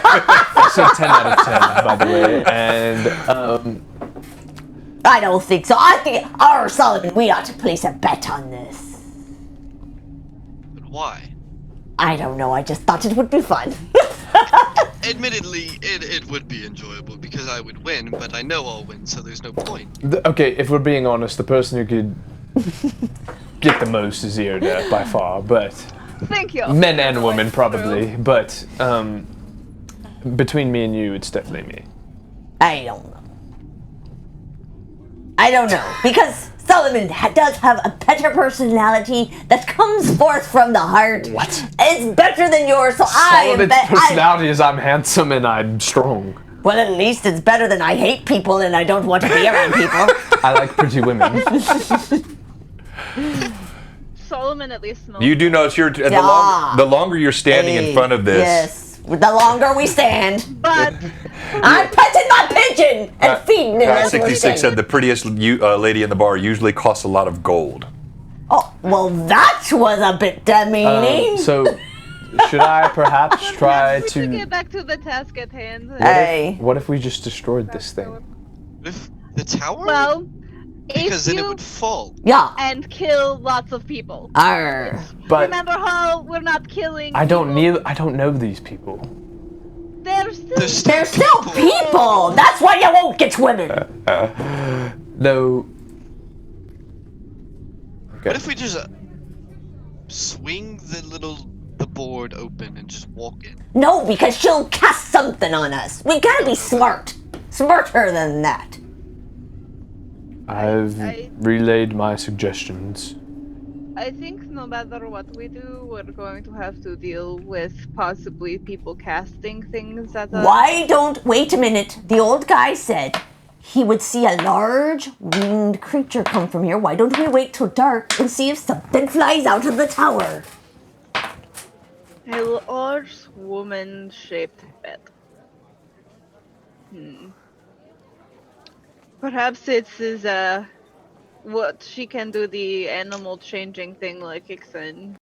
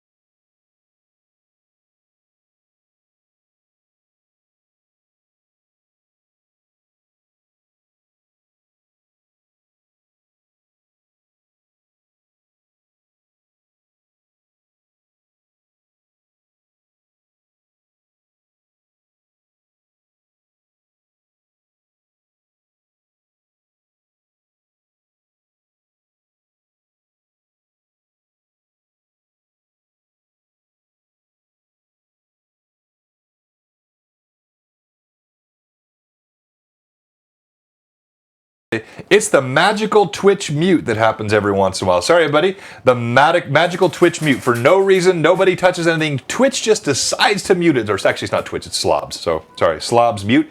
Slobs is slobby. Thank you for letting us know, our amazing and patient viewers. Slobby slobs. Slobby All right, slobs. so the tower looms above you. Again, as people pass by, you've moved a bit off the road. You do garner some stares. You know, you're a different looking lot, particularly Irda and Solomon. What do you do? I want to go in. I'm go going in. to go into the door. All right, exactly, Gazumba. All right, so Irda walks up to the door, and as I said, you see there's a piece of wood that's set across the door, but you see scoring across the side of the structure. Before I open the Scoring! door, actually, I want to Guys, listen to me. Listen to me.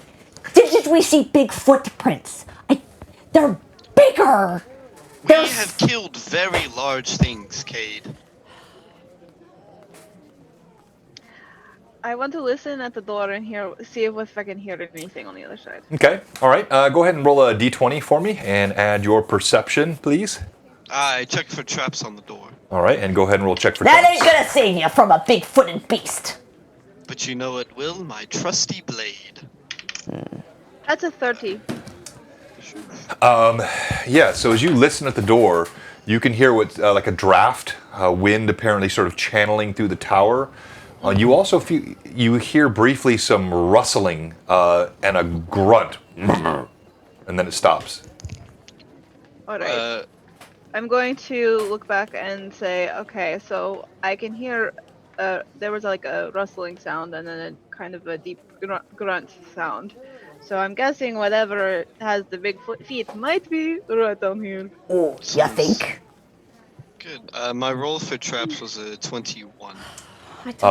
You don't see any traps, Solomon.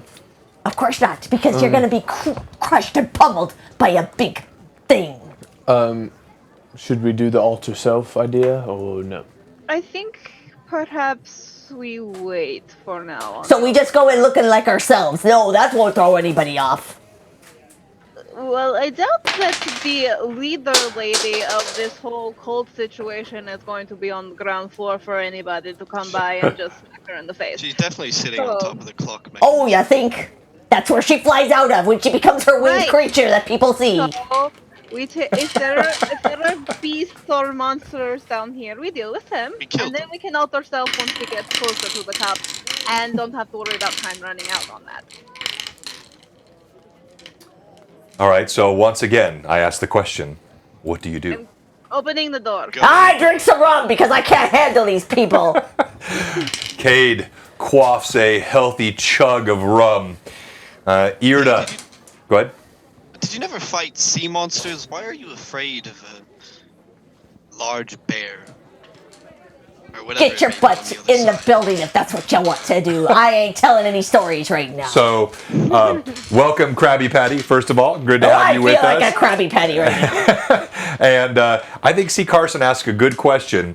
It just seems like it's questionable as to whether Kate is meant for adventuring. At Pat 66, you need a rum like some people need a Snickers. All right, so Irda, you come up That to the mansion door. was scary, I tell ya. You lift It was. the piece of wood and you pull open the door. It creaks, So we didn't oil any hinges while we were at it. and you look inside. Wouldn't- You see it's dark inside, but again, this structure is not it's not integral. So you can see there's light that's coming in shafts through cracks and windows. You can And sort I of have dark vision, so yeah. I should You be kind able to- of peer in, and you can see it sort of around. There's several bits of piles of things mounded up in the corners, and there's a musty smell and odor that wafts out. Cool air comes from inside the darkened tower. Okay, I'm gonna do kind of a small wave of my hand and create the dancing lights at the doorway right now so that the humans can all see into the darkness. Much appreciated. So Can the Irda bad people see wafts us? her hand. Little floating orbs, different colored lights move inside, illuminating the inside more. and you move toward it, and we're going to take our break right there. So thank you so much, everybody that's following us. Oh, and the suggestion, the best plan was for the wizard to fireball everything, Krabby Patty, to which Pat66 said the potion also works.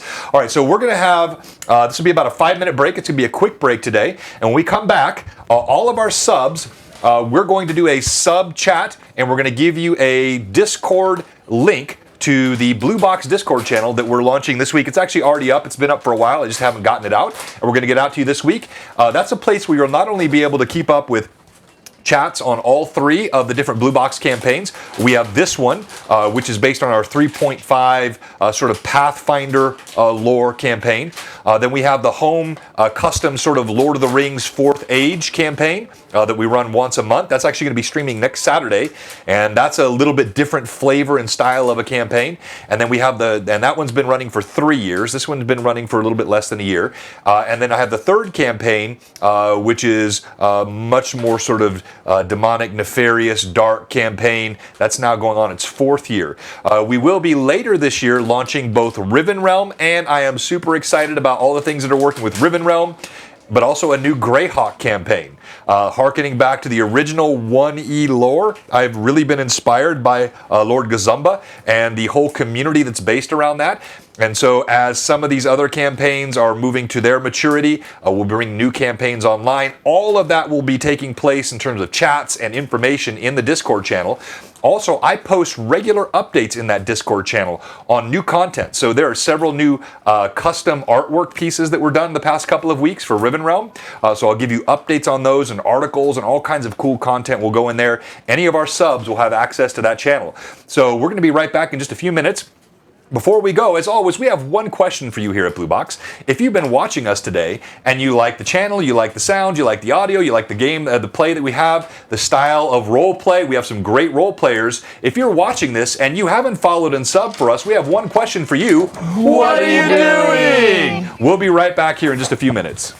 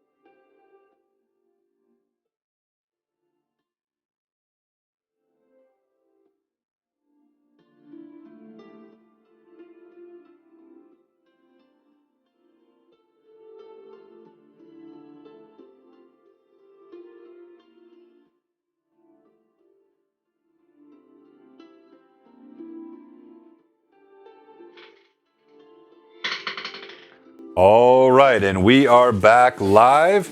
And thank you so much for waiting for us on break. And we're going to go ahead and generate our Discord key here for our subs in just a second as I'm getting prepped for that. I think it'd be really fun. We got just a couple of minutes here, and thank you, Theater Evie, for chatting with Pat66 and others. We did have High Piece of Toast join us right as we went on break, so always good to have him back. And we're going to go ahead and give out this this link to all of our subs, so you guys should be live audio. Let me double check everything. All looks good.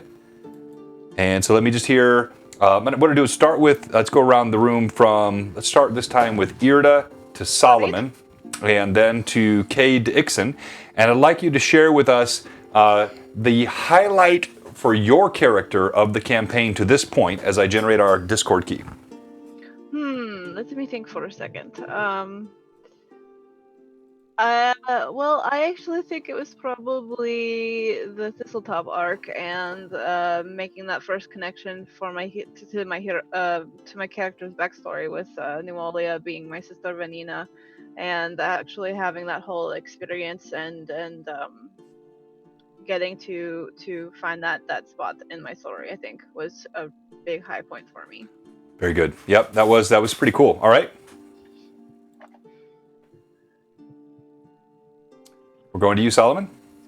Sorry, my video has been just cut out for the past minute. Oh, no worries. So just high point of the campaign, or? Yeah, for your character in particular, like what you think has been.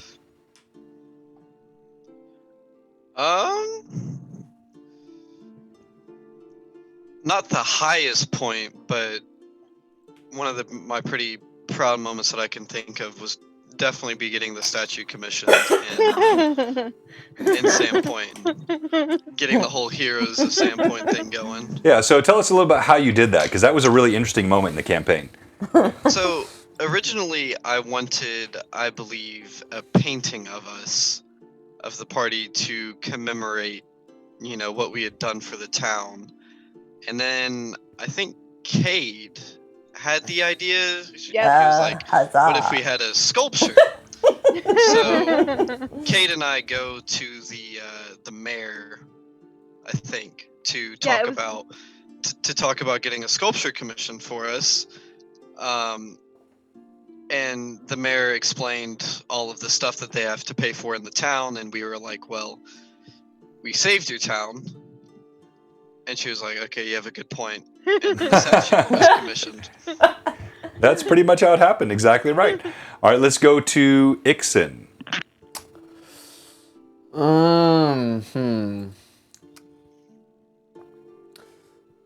I've had a couple high points. I'd say breaking into Mako's house was pretty fun. A 113 critical. Pretty fun. That was on who? That was on. Who was that on? Do we remember? Who's the 113 critical on? Was it on Aldern? You weren't there for the Aldern fight. No, the shapeshifter. Oh, stuff. the shapeshifter. I think so. Yeah, I think that was it. And then another one would be my little tussle with Omen Mance. It's fun. Yeah, you like that one? Fun to do. Yeah, that was pretty fun. All right, and Cade. Huzzah! that would be the low point. I've had a couple that I remember. Rolling in the manure was the low point for sure. Sorry, Cade, go ahead. Let's see. When I secretly commissioned the stuffing of the cat head and giving it to a Mako at the taxidermist. I like that one. And then the double crit on Justice Ironbriar. I destroyed him, I might add. I think one of my favorite Cade and Solomon scenes was them telling the story of Malfeshnakor together. I think that was one of my absolute favorite. It was just one of my favorite RP moments between the two of them trying to kind of one up each other as they were telling the story. That was a lot of fun, very much. All right, so What can I say? We're great storytellers, you and I. There has been some fantastic storytelling in this. There's no doubt about it. All right, so I am, let's see here, I'm now in Discord, and I'm going next to my channel name. I'm trying to figure out how to generate I've done this before, and for some reason it's escaping me now. Yeah. Go to the, let's see, where is it? Go to the top where your channel name is, click the little down arrow thing, and go to invite people. And you should be able to generate it there. There we go. That's what I was looking for. Thank you. You're welcome. Invite people. All right, copy. All right, then I come here, and then where do I choose to send a sub message? Hit that button. Hit that button right there. We have to. This hold one? on. No, Let the other me one. switch it.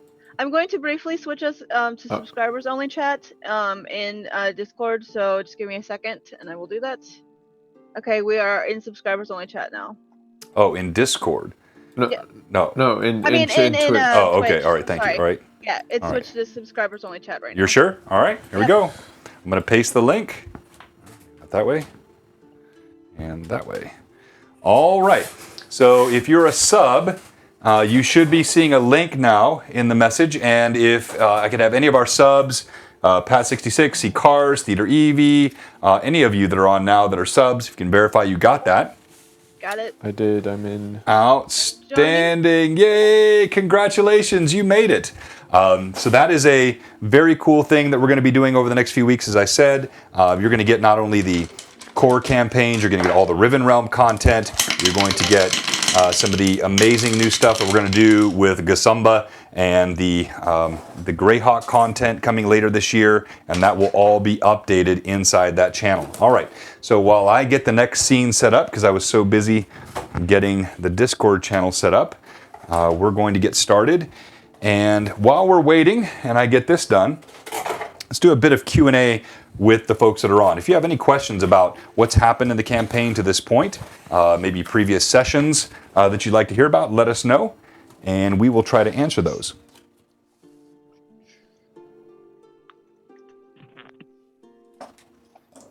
Oh, let me put it back out of subscribers only chat. There we Yep. go. That was one Now of the- everybody can ask things. All right, Okay. should be all set up now. Okay. Go ahead and pop your questions in there, and we're getting all this back on the board. Now, Ixen's not first. Never first, right? Arr, because he's a wimp. Whoa. Shade. Yeah, when was the last time Ixen walked first into a building? All right, Oh, so Ray's finest moment. what is the party order into this building? Who's first? I am because I opened the door. All right, so Irda at the doorway. And I'm behind her. All right. Whoops. And- Somebody asked about Ray's finest moment. Ooh, that's a good question. He's had a couple. I'd say his finest moment was probably his first combat when the zombie was in the pit, and he pulled back his bow and arrow and killed the zombie with his first ever shot, Mm, and he stood on top of him. that was probably Ray's finest moment. I would agree with that. God rest the souls of my 3 goblins I lost. The Goblicade Hydra was not a high moment for Ixen or Cade. At first it was the Githyanki, and then we had the Goblicade Hydra, which all in all was a bad couple of days for Cade. Yeah. I gave up on goblins. Absolutely. So we had a quick question here from Gasumba. Lord Gasumba asked about Grayhawk content, do tell. And I mentioned this a bit before the break, you might have missed it, but I have been so inspired watching your channel and your viewers and players, what you guys are doing, that I have, as I mentioned on your stream last week, I'm acquiring a lot of the old Grayhawk content. I used to have much of this many years ago.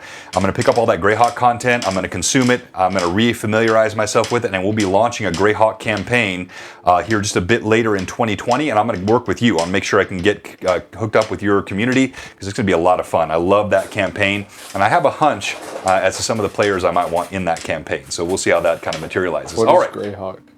So, yeah, what is Grayhawk? That's such a good question. So, Quick history lesson, and if we still have Gasumba in the chat, oh yeah, we do. He's hitting with lots of reading. Pat 66 for sure. Gasumba hit us with many cool icons, including his Gasumba heraldry. So Grayhawk was the original D&D campaign world. Gary Gygax and the partner, his name escapes me now, that he started TSR with back in the early 80s. It was originally called Chainmail before it was called D&D. And Chainmail, it was kind of a soft copy book that you had, old school looking information and pages. And they created, it actually originally came from a strategy game. It was more like a sort of combat strategy, and the role play slowly grew and got added. And Gary Gygax created the world of Grayhawk, which is based on the sort of the continent of Flanness, I think I pronounce it. And it was all the original stuff before you had 2E and 3E and all this that grew from it before the Forgotten Realms. Grayhawk was the original D&D campaign world. It is rich with cool history and heraldry. Amazing. So, and if you look at some of the D&D, even things like the Melf's Acid Arrow, or the I'm forgetting. So there's so many spells that are based on the character names that came from the original D&D stuff. That's all rife inside the information that's in the original Grayhawk, and so it's going to be a fun campaign for us to play. All right, so. Tensor, that's the one I was looking for. Thank you so much. Tensor and Dave Arneson was the original partner. Morgan Cadens, he was. There's so many of those original mages. Their spells were based on the characters that Gygax, Arneson, and all those original players were using back, in the late 70s, early 80s. That became all the lore that we have today for D&D. It's the start of it all, and it's where I started. Playing when I was a kid. And, stuff like this guy here. You've seen this before on the stream. This is why we call it Blue Box. This is a first edition. This is the actual expert set. So if you had the original basic set, that was red. It was a red box. And the expert set was the blue box. And it's such a fun thing to be able to kind of harken back to that lore. And I can't wait. All right. So we're going to resume now with our game session. Thank you, everyone. And go ahead and join that Discord channel if you haven't yet. And we'll have some stuff going out this week in terms of content to get you engaged. Let me kill the ambient music. And we'll restart. And as you step into the clock tower, the musty smell grows. Even with Irda's lights, it's a bit dark in this tower, so don't adjust your monitors at home.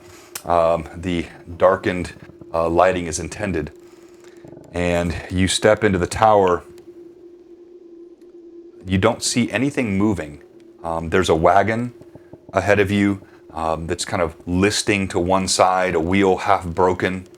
The walls of the tower are dilapidated. You see several pieces of old art and tapestries that are kind of rotted and hanging down.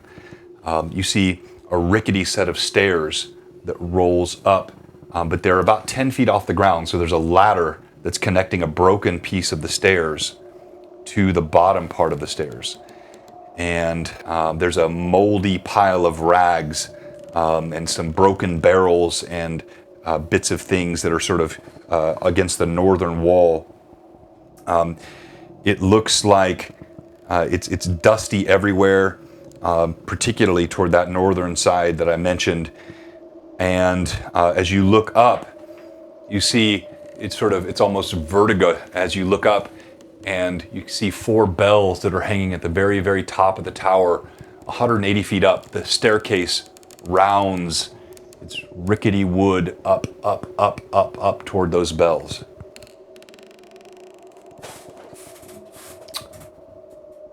Can I hear that grunting sound anymore that I heard through the door? You do not. Okay. And you see no signs of movement here. Can I check the room? More thoroughly inspect it? Sure. So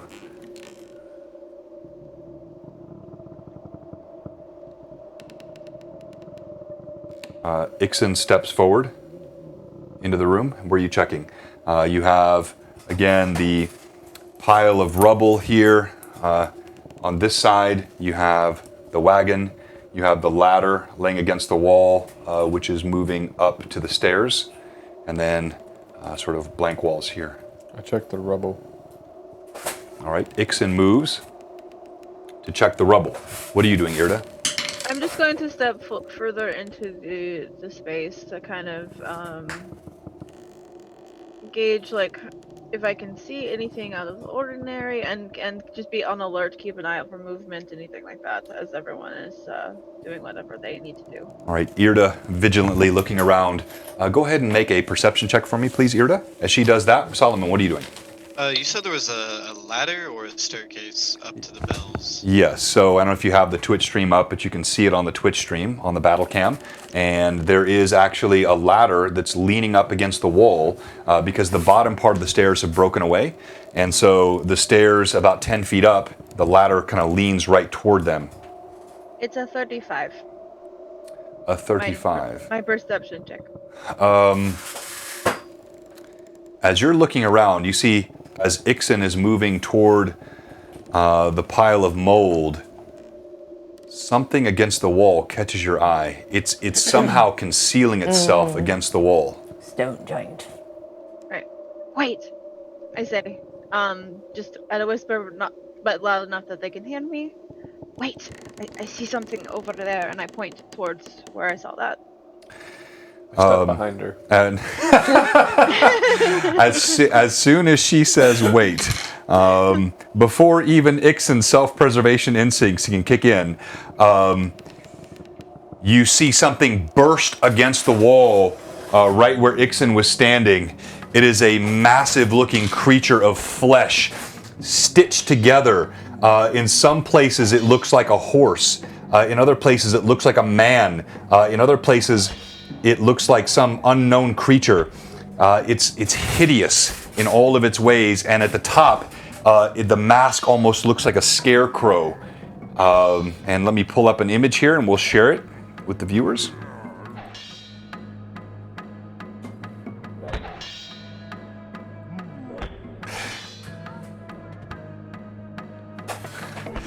It immediately lumbers out and lunges toward Ixen. Initiative.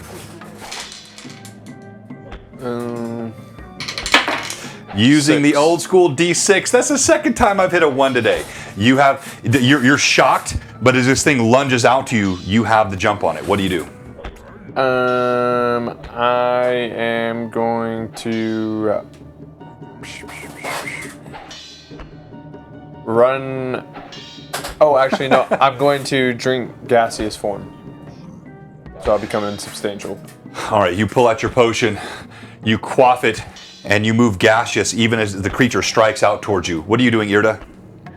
Okay, so I see this happen, and I'm going to start playing my raging song, and cast Inspired Rage with that. So anybody who wants it, it's +4 strength, +4 constitution, +4 will, and -1 on your AC. Irda's flute plays. It almost seems to calm the area. You feel a sense of encouragement as her flute plays. And as usual, I'll take it. The wings out. The creature lunges forward. It goes right through Ixen's form, lands at Solomon's feet. Solomon, what do you do? I would like to. So he's right in front of me, you said? Yes. I am going to just try and stab straight through to him. He looks kind of large, but swing my sword at him. He does look kind of large. Yeah, that's a good call. All right, so you take your blade, jagged, this blade that has done you well since you found it in Thistletop. You thrust it toward the creature as it lumbers towards you. Roll to hit. My first attack is a 29 to hit. Now, you stab directly into its shoulder as it lumbers forward. Your second? first attack is 14 points of damage. Okay. And I'm going to use Vital Strike on my second attack. Oh, your newly acquired feat. Congratulations. And that's just double the damage. Yes. All right. That is a 18 to hit. As you pull your sword out, when you pull the blade out, you see bits of sawdust and tendons that don't even look like they belong there come out of the arm. You come back the second time with the blade, it bats your blade away. You miss. Irda. Oh, you're already done. Sorry, yeah. Cade. Oh, huzzah! Oh well, so I never actually went in the door. Well, yeah, you're standing right here in the doorway. So if you want to stay out, you can. It's your choice. So am I? Yeah, this is not a large building, so he's about 25 feet away from you. You can close and attack if you want. Or I could throw something.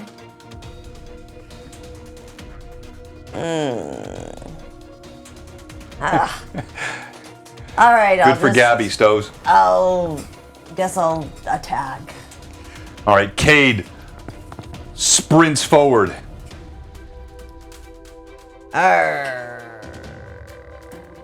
His chest hair wafting in the breeze. I'm going to use an advantage. Oh, I don't know. Oh, well. Cade rolling at advantage. 20! Nat 20. Hey, by the way, again, if you're watching, so again, we mix rule sets here. It's gonna be a little confusing, but only things we use from 5e are advantage and inspiration. I like those effects. I think those are cool. So we've added those into the campaign. Everything else is basically 3.5, other than some other mixes we have. So now you're gonna roll for confirmation of your critical. Come on. Let's go. Oh, the one. It is not a confirmation of a critical. All right, roll your second attack. Oh, Vital Strike. What's that total? 25. Oh, 25. Elbow comes around, knocks your blade away on the second attack. You miss. Roll damage on the first attack.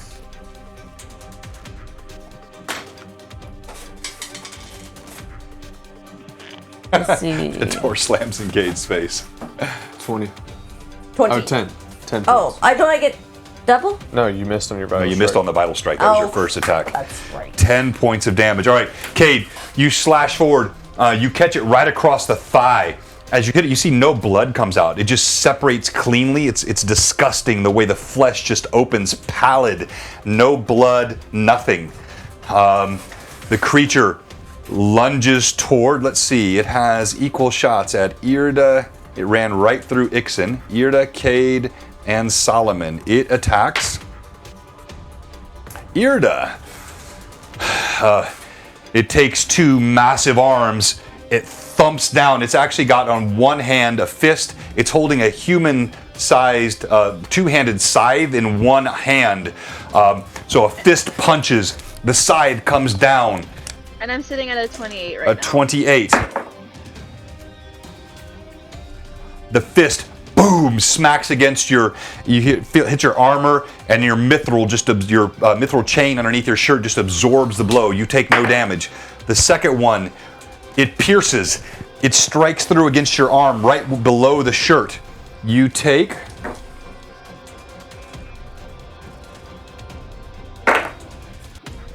18 points of damage from the scythe as it rakes across your arm. Okay. And we go now to initiative. Next round. 6.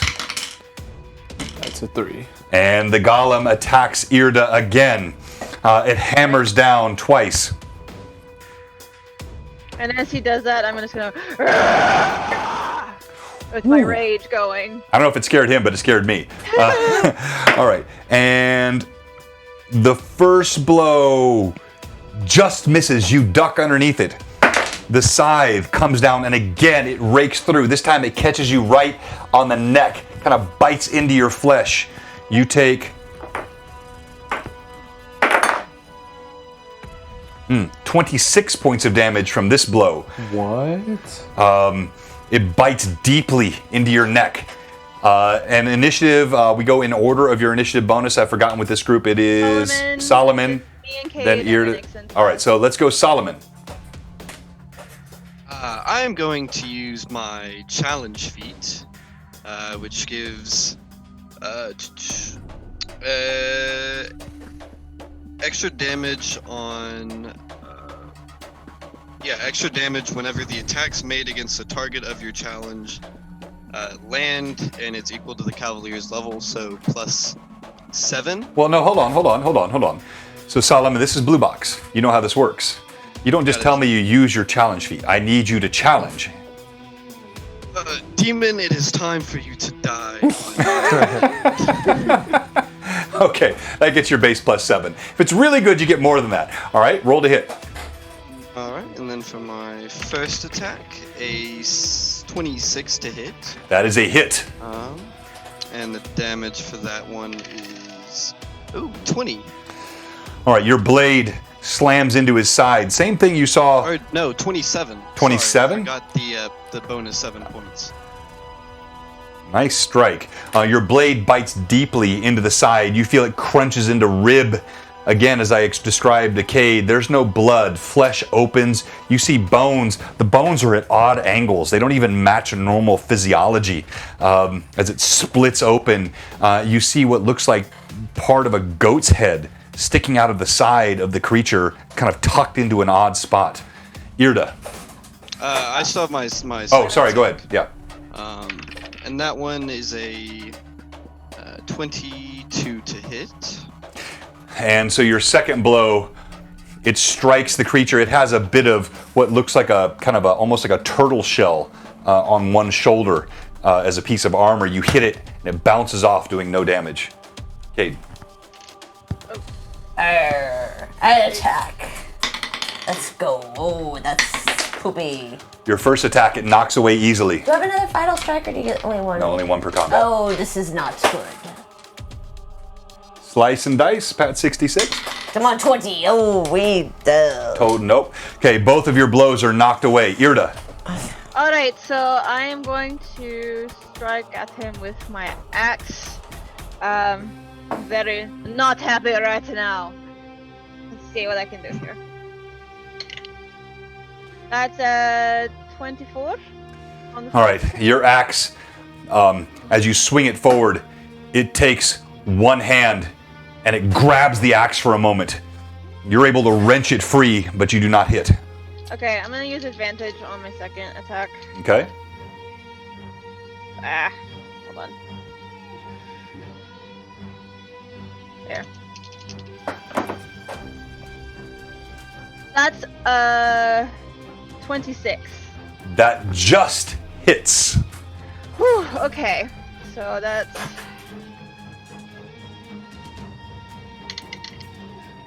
a 9 points of damage.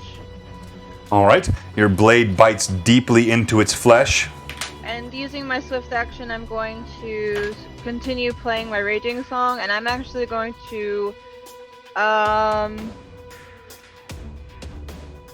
yeah, that's it. That's it. All right, Ixon. I'm going to do Cure Light Wounds on Irda. Oh, thank you. Because I can't attack. So that would be 9 points of damage healed to Irda. So Irda, you suddenly see out of the corner of your eye, Ixon flings a gold potion towards you. It strikes your body. As it hits your body, you feel energy flow through you. Healing comes to your body. That's better. Initiative. Can Ray go? Yes. Alright. Oh, wait. Don't ask if your pigeon can go. No, I think Ray's gaseous with me, so never mind. Oh, yeah, he would be. That's right. Yep. Okay. Initiative. Here we go. DM. Oh, gosh, my third one of the day. You have initiative. Huzzah. We go to you, Solomon. Once again, swinging my just magnificent, beautiful sword. But But this time, you said there was like a goat's head, like in the golem somehow. Yes, and like when his side was cut open, instead of a rib, where a rib would have been, there was the head of a goat, like the skull rather of a goat. Can I use? I would like to use precise strike and try and swing and hit in the same place as I did last time. Roll to hit. That'll be a 26. That is a hit. Alright, so that is 23 points of damage. Okay, a mighty blow. You hammer into its side. Hang on here. Let me double check.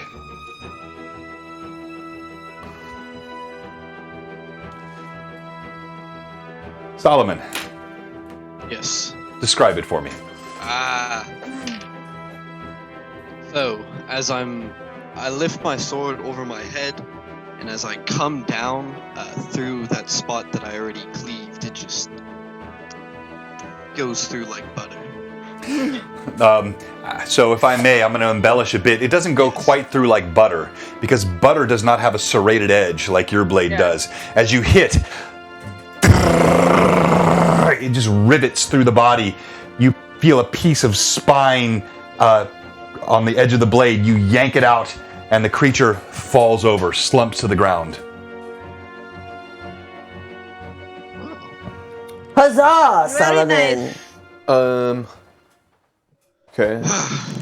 Very well done. While I'm in gaseous form, I take advantage of it and I float through the walls to see if I can see anything. All right, so you float through the walls. You quickly assessed that this is a single tower. So when you float through a wall, you're back outside. Everything is upward. I float upward then. Okay. And how long does your gaseous form last? It's like a minute per level. Yeah. Okay. So 8 minutes. All right. And so how far up do you want to float? Oh no, it's 2 minutes per level. So I have, Okay. it's- So how far? You want to float all the way to the top? No, I just want to go up story by story and see what I see. I'll tell Okay. you when All right. You see, you're visible, right? Just like misty. They see you. You see this misty sort of gaseous form of Ixen begins to float upward in the tower. What are the rest of you doing? Looking I am- around. Butter. I'm going to actually Says- heal myself a little Oh. more. So I'm gonna do a cure moderate wounds on myself. Okay. What were you saying, Ixen? Nothing. Irda heals herself. Cade, For what are you doing? 18 points. Nice. Can I get a closer Looking around. at the creature? Yeah, so Solomon, you look closer at the creature. Cade, where are you looking? There are walls, there's a ladder, there is the cart, and there's that pile of rubble that Ixen was originally moving toward.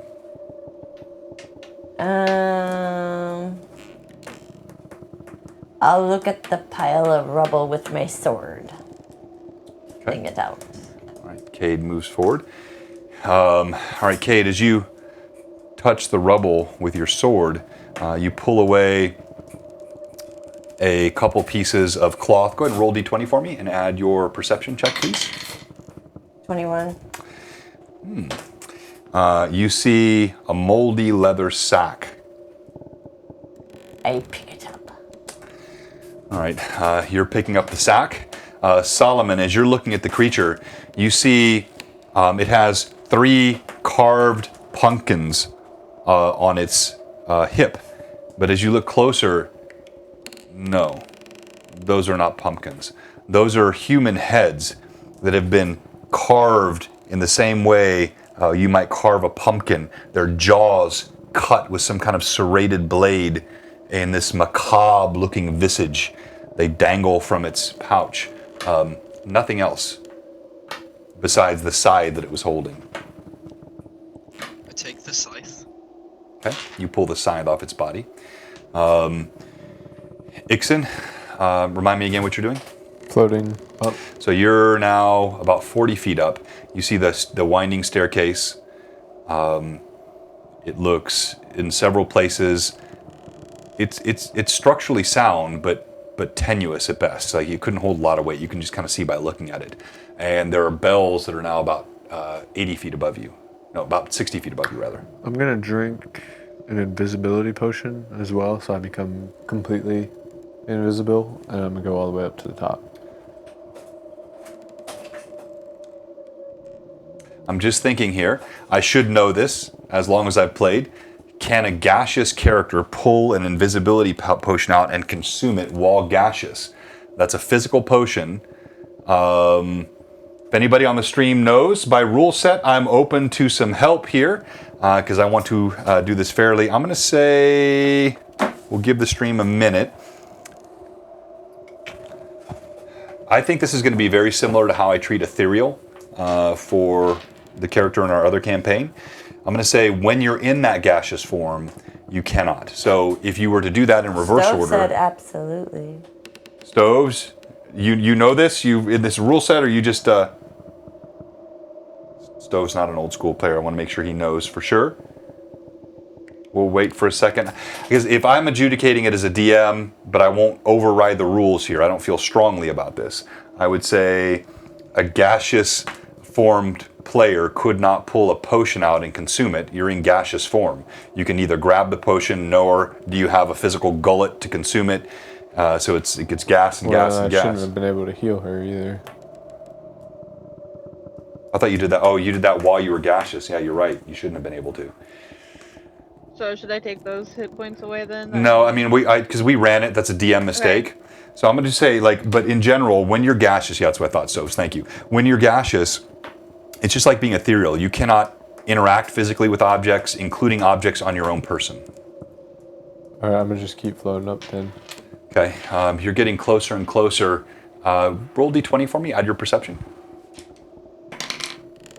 So 19 plus 14, 33. You see a figure scurry across a platform right by the bells.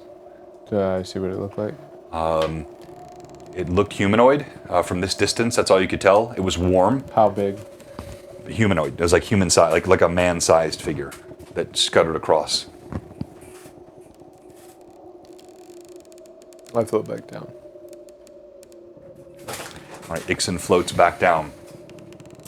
Solomon, you find nothing else on the body. Cade, inside the sack, you found 125 pieces of gold, Huzzah. 309 pieces of silver, Oh. Wait, say that again. 125 pieces of gold, 309 pieces of silver. You found a tarnished silver ring. As you look at it, you see it's inscribed. It says, "To A.V. with love." And a silver mirror. Ooh, I'm Yeah, thank you, C. Look at Carson. myself. So that's what I thought. So while in the form of a misty cloud, the target cannot talk or manipulate objects. Any objects it was carrying or holding can't be dropped or otherwise interacted with. The target can't attack or cast spells. So it was my mistake as a DM allowing that heal. So we'll let that stand. But in general, when you're in gaseous form, it's like the ethereal form that the other character has in the other campaign. You can't interact with anything physical. All right. So that's what you find in the sack. All right, I put the ring on. Okay, you slip the ring on your finger. It's small, but you're able to get it on your ring finger. It's a bit tight. All right. I put that away until a later day to give it to others. So I just put it all back in the sack and put it on my side. All right. You stick the rest in your sack. And I look at myself in the mirror, looking mighty good. And then I just put it away. You look in the mirror. You actually do see in this light, you look pretty good. You've got a nice stubble that's growing. There's a bit of sweat on your brow. You're pleased with what you see, and you stuff the mirror back in your pocket. Irda and Solomon, anything else you're doing? Irda, would you mind telling me if there's anything special about the site? Mike, a little closer to your mouth, Solomon. Just a little. Would you mind telling me if there's anything special about this scythe? Yeah, I can take it and appraise it for you. Alright. And I hand her the scythe. All right, you hand it to her, and You roll d20 for me again, Solomon, please. And then Irda, go ahead and roll d20 for me. That is a 9. Okay. That's a 2. Irda, 6 is an 8. all right, you sense there is something mildly magical about this scythe. Alright. And Solomon, though, you notice actually something you didn't see before. The creature's laying on, it looks like a cloak, but it was so small on its massive bulk, it was a bit more like a tabard than anything. It's pinned underneath its bulk, and it's brown. I try and go fetch it. So as you're floating down, Ixon, you see Solomon. He's got hold of something brown. He's trying to tug from beneath the bulk of this creature. Now you see Cade tucking something away in his pouch.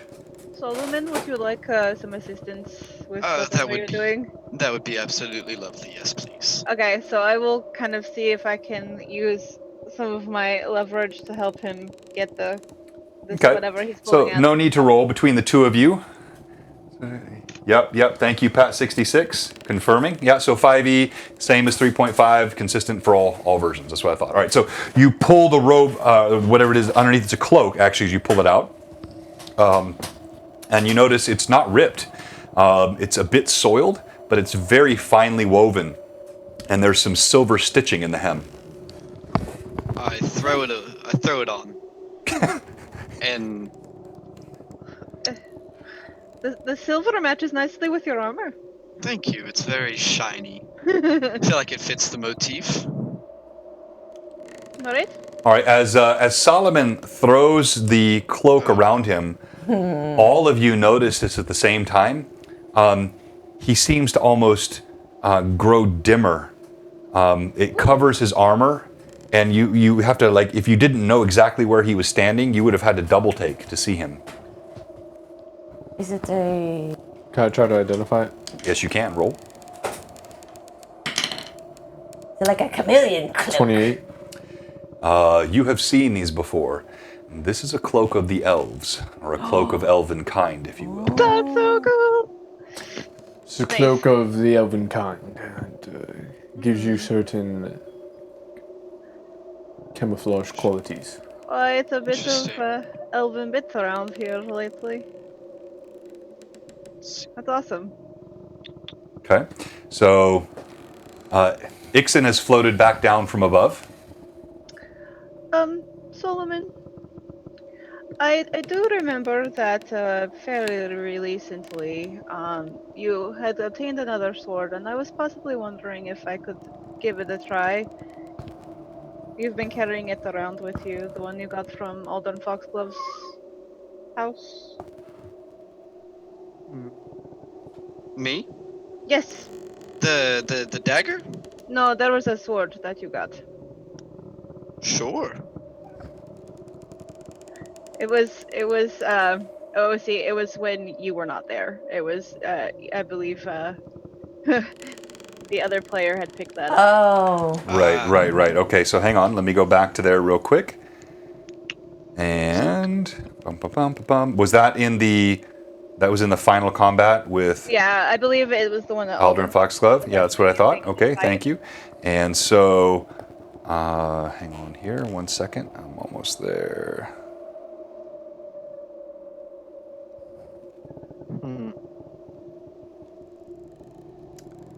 All right, and okay, yeah. So he pulls out a curved blade, a little bit longer than a short sword, but shorter than a long sword, and he hands it to you. It's kind of a glittering silver blade.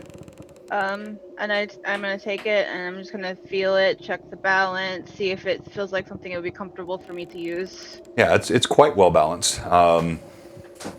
Yeah, very light, feels good in the hand. Okay. Can I kind of actually, because Ixon wasn't there when we were inspecting this, can I ask Ixon to appraise it for me to see? I mean, to inspect it for me to tell me more about the properties of it at all? Yes. Go ahead and roll again, Ixon. That would be a 32. Yeah, this is a war razor with a moderate enchantment. So OOC player terms +1 War Razor. Okay. Good guess, Pat 66. Everyone roll d20 for me. 11. 9, 10. 12. 9, 10, 11, 12. Wow, that's pretty cool. Okay. What are you doing now in the clock tower?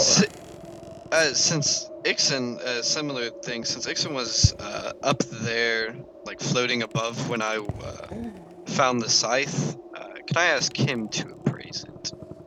So we'll try. I continue to roll well for y'all. 30. Thank you. So, very similar level of enchantment to the blade. This is a +1 or a mild enchantment scythe. Plus, alright.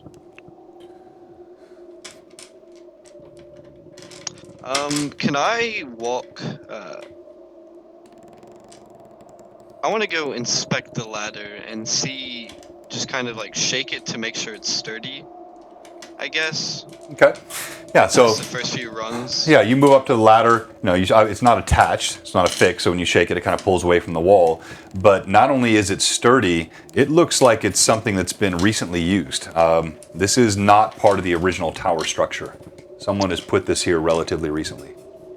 I inspect the cart. All right, Cade moves over to inspect the cart. Roll d20 for me. Ugh. As you look at the cart, nothing unusual except you do see what look like something catches your eye. But I take a closer look. You look closer. You see there are blood smears in the cart, and there's a finger and an ear. This cart was apparently being used to carry body parts at some point. Lovely. Oh, it's unfortunate. Oh, I don't like that music. I'm trying to find this in my weapons list. I don't know what kind of weapon this is. War Razor doesn't. When I tried to add it, it didn't show up, so I Yeah, just used a dagger. No, it'd be more like a short sword. Short sword? Yeah. See if I can find anything under that. Sword. Maybe Solomon's become a weapon caddy and just used the weapon once, then drops it and moves on to the next. That does seem to be Solomon's MO. I mean, I have gone through what, like 5? No, you've 4? had that one for a minute though, the one you got. This one, yeah. So it's a short sword, and you said what? It was slightly +1. magical. +1. Uh-huh. One. My scythe was +1 too, right? Correct. All right. Well, the only way to go is up, so. Are we going up? Up to the Mistress of Darkness. Very same. So who goes up the ladder? Not me. I do. You're gonna go straight first? No, I'm going behind Solomon. Oh, I was asking who was going first. No one had said they were going first. Yeah, so Solomon goes first? Yes. Okay. All right, so Solomon, you grab hold of the ladder and you move up first. And as you move up the ladder, you grab hold of the bottom rung of the stairs. They creak underneath your grasp, but they're pretty stable. You see Ixon at the foot of the ladder start to move up as well. All right, I'm going to follow. Okay. All right, and then Cade, you come behind. All right, so as you each get up onto the rail, you can see the stairwell is pretty rickety. So is there anything that you're doing as you go up it, or are you just moving? I mean, just tell me a little bit about how you're doing it. Like what you've got your order, but Very cautiously. Yeah. Kind of like. Not like tiptoeing up the stairs, but. You know, taking them one at a time and just very thoughtful about where I step. okay. Anything else? Yeah, just moving up as carefully as possible as I go, stepping as lightly as possible. All right, as you move further up the stairs, you feel them begin to creak beneath the weight. Like more than you're hearing from below, you sense the stability of them begins to really get strained. Do we see any landings? So there are actually, you can see landings and levels up above, close to where Ixen was. You see the bells up high above, but here it's just a spiraling staircase going Well, up several. should we stay in place while one goes up further and then another one? Just like spreading it out a bit. Uh-huh. Yeah. I would agree with that. Seems like a good idea with this integrity of this place. Way to observe the DM hint. Well done, Cade. Exactly. All right, so you spread out your weight a bit on the stairs. That was the only hint I was going to give you. And as you spread out, about how far between each of you? I would say like maybe 100 feet would be safe. Okay. Well, this tower is like 120 feet tall. Yeah, so... Well, then 50 feet or no? 10 rungs But I mean, like, each? so, like, even at 100, like, so there's probably, you'd guess, 400 feet of stairs because they're spiraling. Okay. But I mean, Oh. I'm not telling So- you what to do. I'm just clarifying. Then, like, I would say at least It's like- two persons heights between us, so like 12 feet. Okay. Like 10 seconds apart. Yeah. Okay. All right. All right. 12, 15 Something feet. that 12 feet. creates yeah, and then- stability in this thing. Cade should drink rum and sing a sailor song. Or I would if that Mistress of Darkness wasn't in here. You spread out just enough. You get about 20, 30 feet up. You can see the stairs are groaning less now. Solomon, as you're in the lead, you see the bells are kind of wafting above. You continue to move. Everyone go ahead and roll D20 for me, please. 7. 9. 18. 14. Solomon, you hear a strange sound like a snap. Oh. Uh-oh. Is it one of the bells? Where? Your head pivots up, and you see a bell has come loose up above. I It's knew it. banging back and forth against It's the walls the of the tower. mistress of You see it the- I breaking start down running the down. I stairs start running as down. it comes. It's bursting I'm running down. Cade, you were, I think, second to last in line, right? Ixen was last. No, Ixen was second. I Yeah, was you're last. Cade, you go running down the stairs. Ixen, I need everyone to make a reflex save. This is going to be a DC 15. Okay, I'm going to use one of my advantages. 20. Huzzah.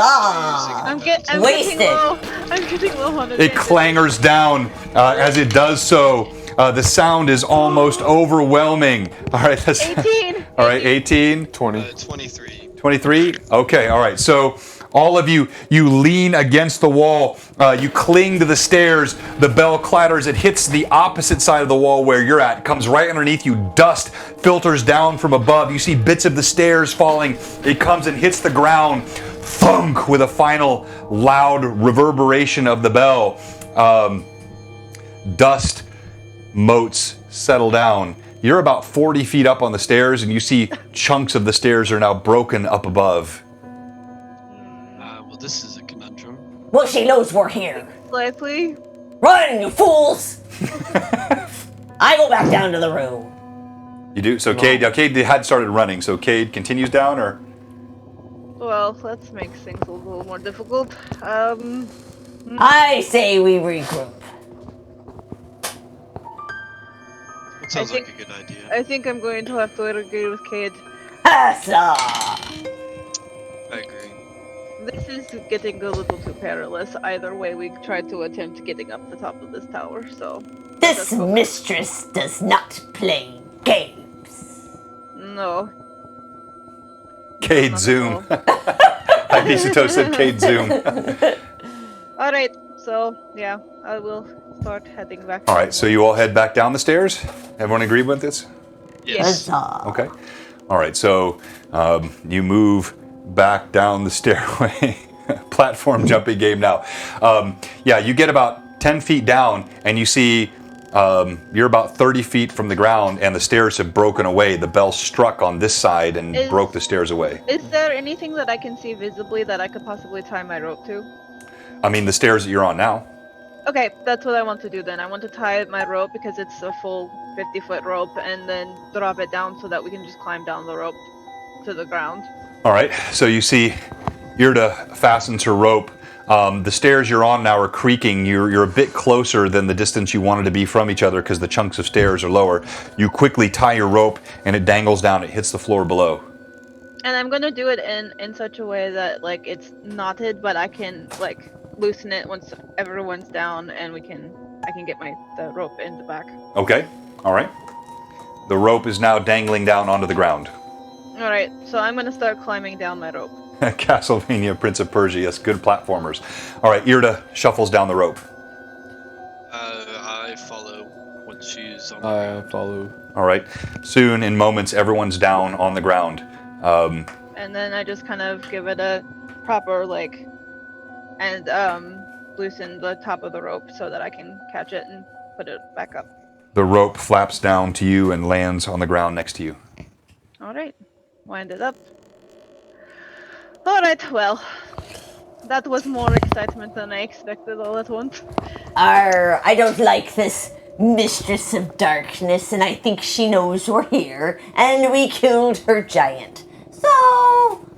I mean, it could be also that this tower's falling down. Oh, right, once we're on the stairs, I don't Mistress think of Darkness so. at the top that wants us. Help me! No, don't believe her! Run out of the building! I'm running out of the building! I'm running out of the building! You hear a voice, a woman's voice. Not helping ya! And I run out. Cade sprints out. Goodbye, Kate. Where did the voice sound like it was coming from? As you look up, it's definitely coming from the top of the tower. You briefly see what looks like the form of it's very high above, a slender woman, and you see a big black hand come out and pulls her back away from the edge.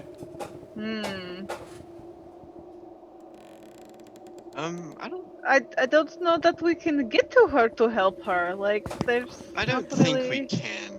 Do you think she wants help? I think it's a vision. Kate, you also do tend to run at the first sign of any danger.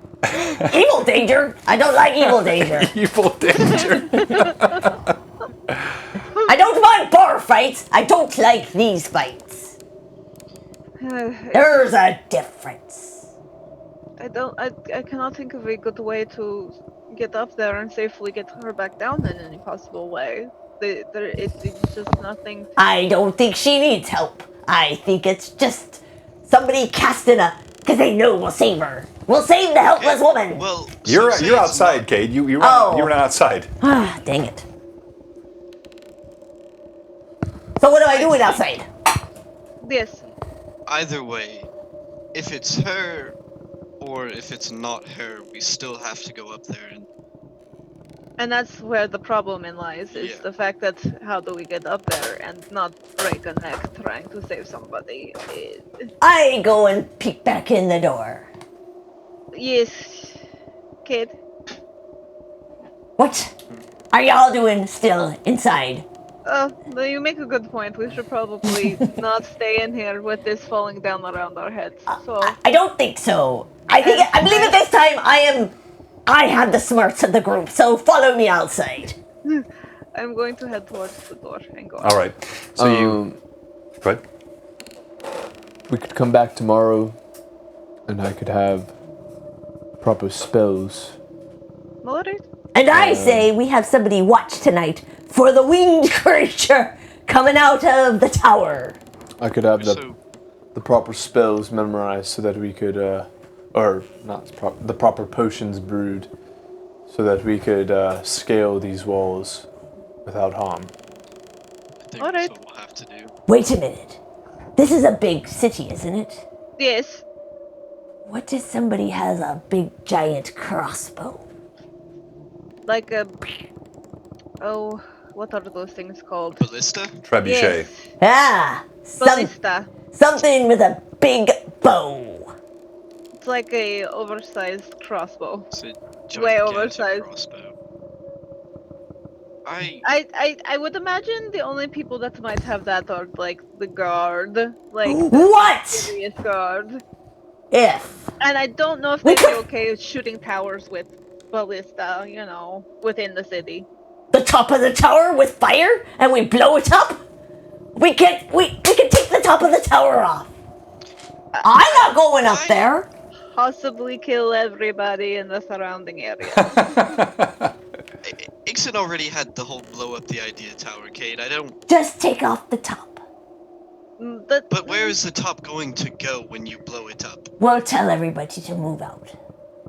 Oh, that's so easy for everybody to just, uproot their whole lives in this part of town. I think anybody who still lives here probably. Well, we've done it to all of.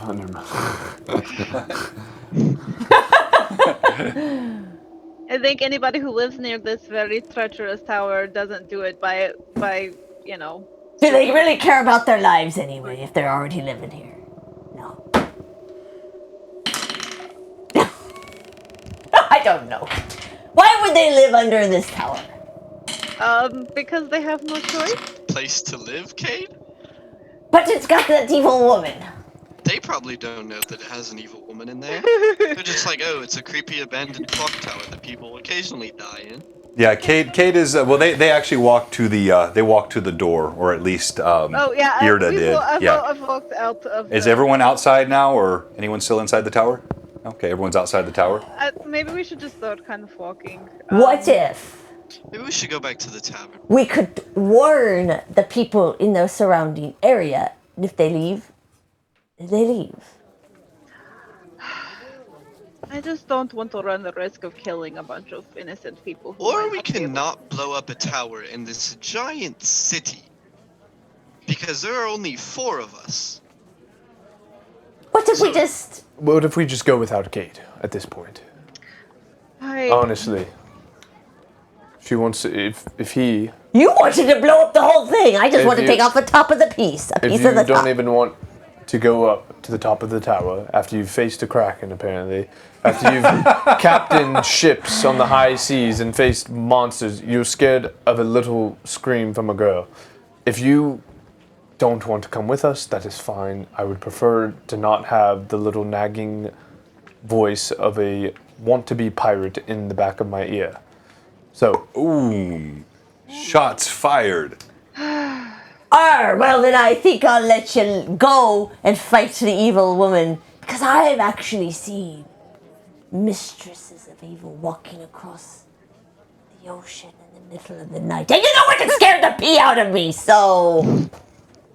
okay, well, we will go without you, and any treasures that we find without you, you will not receive any compensation. Oh. And you may stay here with your boring life that you have lived your entire life, not having traveled any of the high seas, and continue to tell yourself little lies that you might believe or not believe, and try to convince people that you are something greater than you're not. Or you can suck it up, pick your britches up, and come up there with us. If not, I could Why care are you less. so ornery? Because you're wasting our time, as you always do.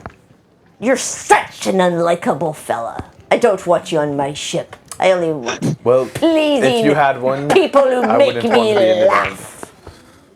So you're witnessing this, Irda and Solomon, as these two go back and forth. Are you doing anything? It's an everyday thing now. So I kind of just go. Well, Solomon, I kind of actually might want to look for a blacksmith while we're here. This sword is nice, but I think I want to see if I can get my axe perhaps made better by a more skilled craftsman than the original, or maybe just get a new one. I rather like the axe. I like the feel of it. I So agree with that. perhaps we can find someone, and then I can give you your sword back. I figured it would be a good intermediate. Agreed. Or an armory, perhaps. Yes. New shiny armor. Extra shiny. Find a big crossbow. I really want to blow that place up. Cade, No, Kate, just stop. a Please. crossbow will not blow up a building. Fine, it will kill. It will kill a winged creature. Someone give Cade some rum. I need some rum at this All right. point. You see, thunk. Oh dear. Oh You hear no. a sound from inside the tower. she's I coming go in and after look. us. No, don't go in and look. I'm not going in. Don't go in. Back. Ixon, stay out. I just go in and I look. Ixon, Fine, you you die. look in. I follow him in. You see no. Solomon. You follow in. You see an arm, a woman's arm, torn from the socket, laying on the ground. I go and I pick it up and I bring it back out to them. Ixon comes walking out with an arm, pale arm, shoulder pulled from the socket, blood still dripping.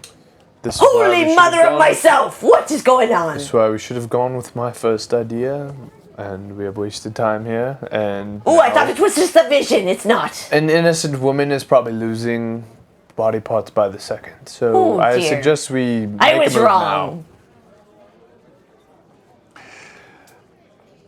And the blood drips, drips, drips. Again, the passersby look over, Pat 66 lunch, look over.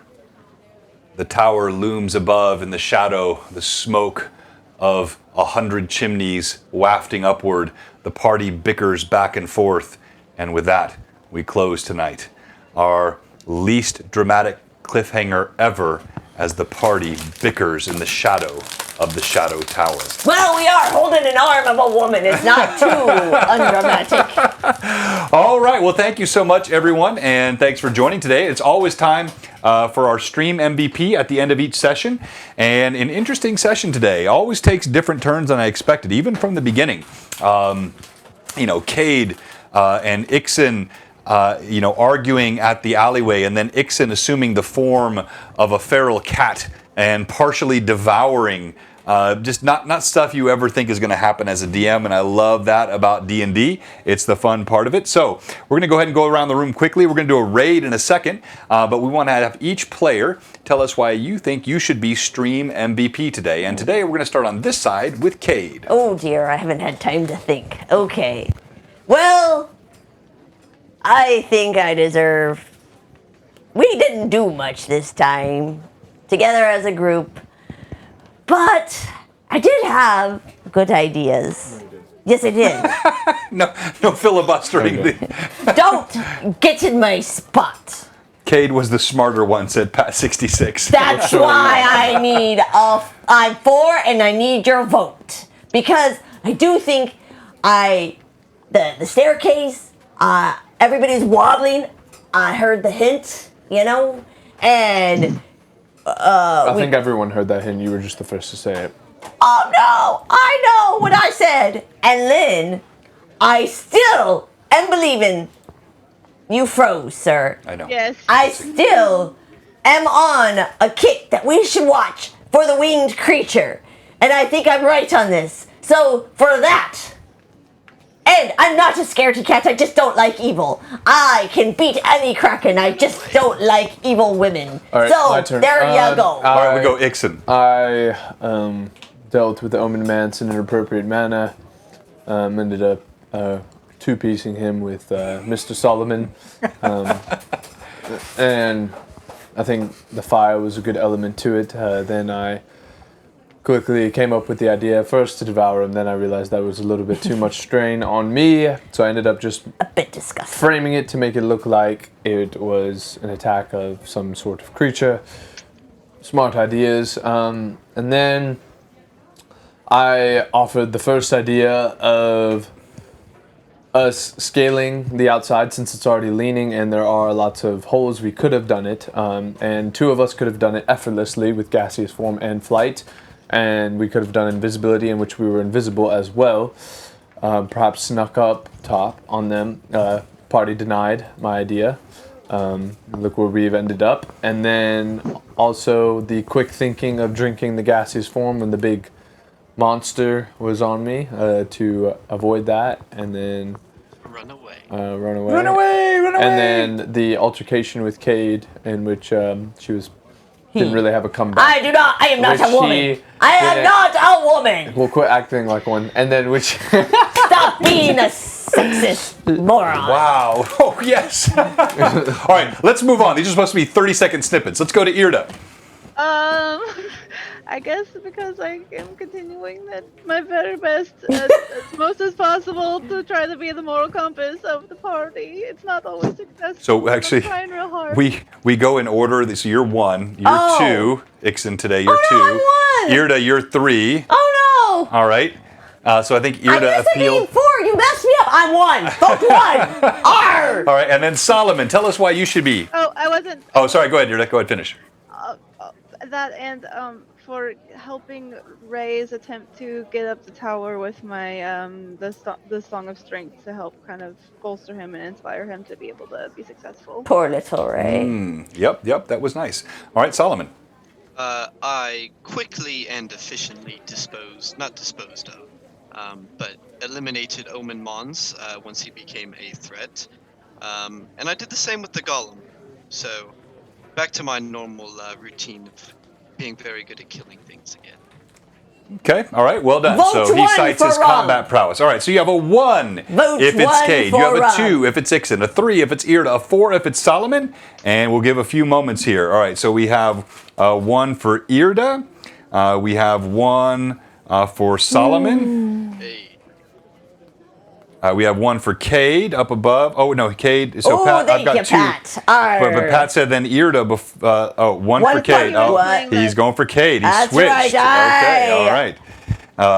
So we I have, swayed the vote. Arr. and Stoves has another 1 for Solomon. Oh, no. Interesting. All right, so we got 2 for Solomon. He's Vote leading 1 right now. and I'll give you Rum. Come on. And we're Me hearty, yo ho. And the old Yo ho, vote 1 for Rum. all right. We're gonna wait just a couple more moments, and I think right now we have Solomon in the lead, and we're gonna go 10, Come on, we got 9, 16 viewers. Where's me 8, votes?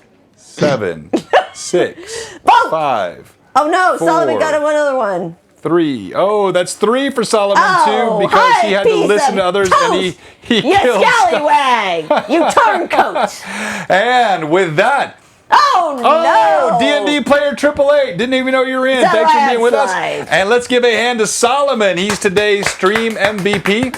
And so thanks so much, everybody, for being on. And let's go ahead and send that for our subs. We have a couple that are on now. If you can put us back in sub chat, I'm going to send that out again. If you're a sub and you weren't on at the break. Subchat only right now. All right, great. We're sending you out the link to our Discord. And so you can grab that in the sub chat. Join us on the Discord this week. You'll get Riven Realm lore. You'll get updates on Blue Box. You'll get chat with the other players, with the DM. You'll also get upcoming campaign information. So it'll be a lot of fun. And well done all. So thanks to all of our viewers. Thanks to all of our players. And this is Blue Box. We're going to go ahead and do a quick raid, and then we will sign out today. And let me pull this up 1 second. And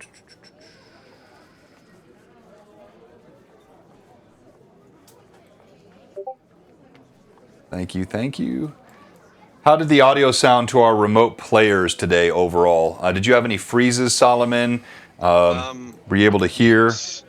So I had, like, my video has been frozen Alright, for here's how it works. I buried treasure on the island. a Sorry, little hang on bit. here. Time limit and you win. If you don't find Ignore that audio. Go ahead, sorry. Oh, he froze. Oh, you froze there for a second, Solomon. Go ahead again.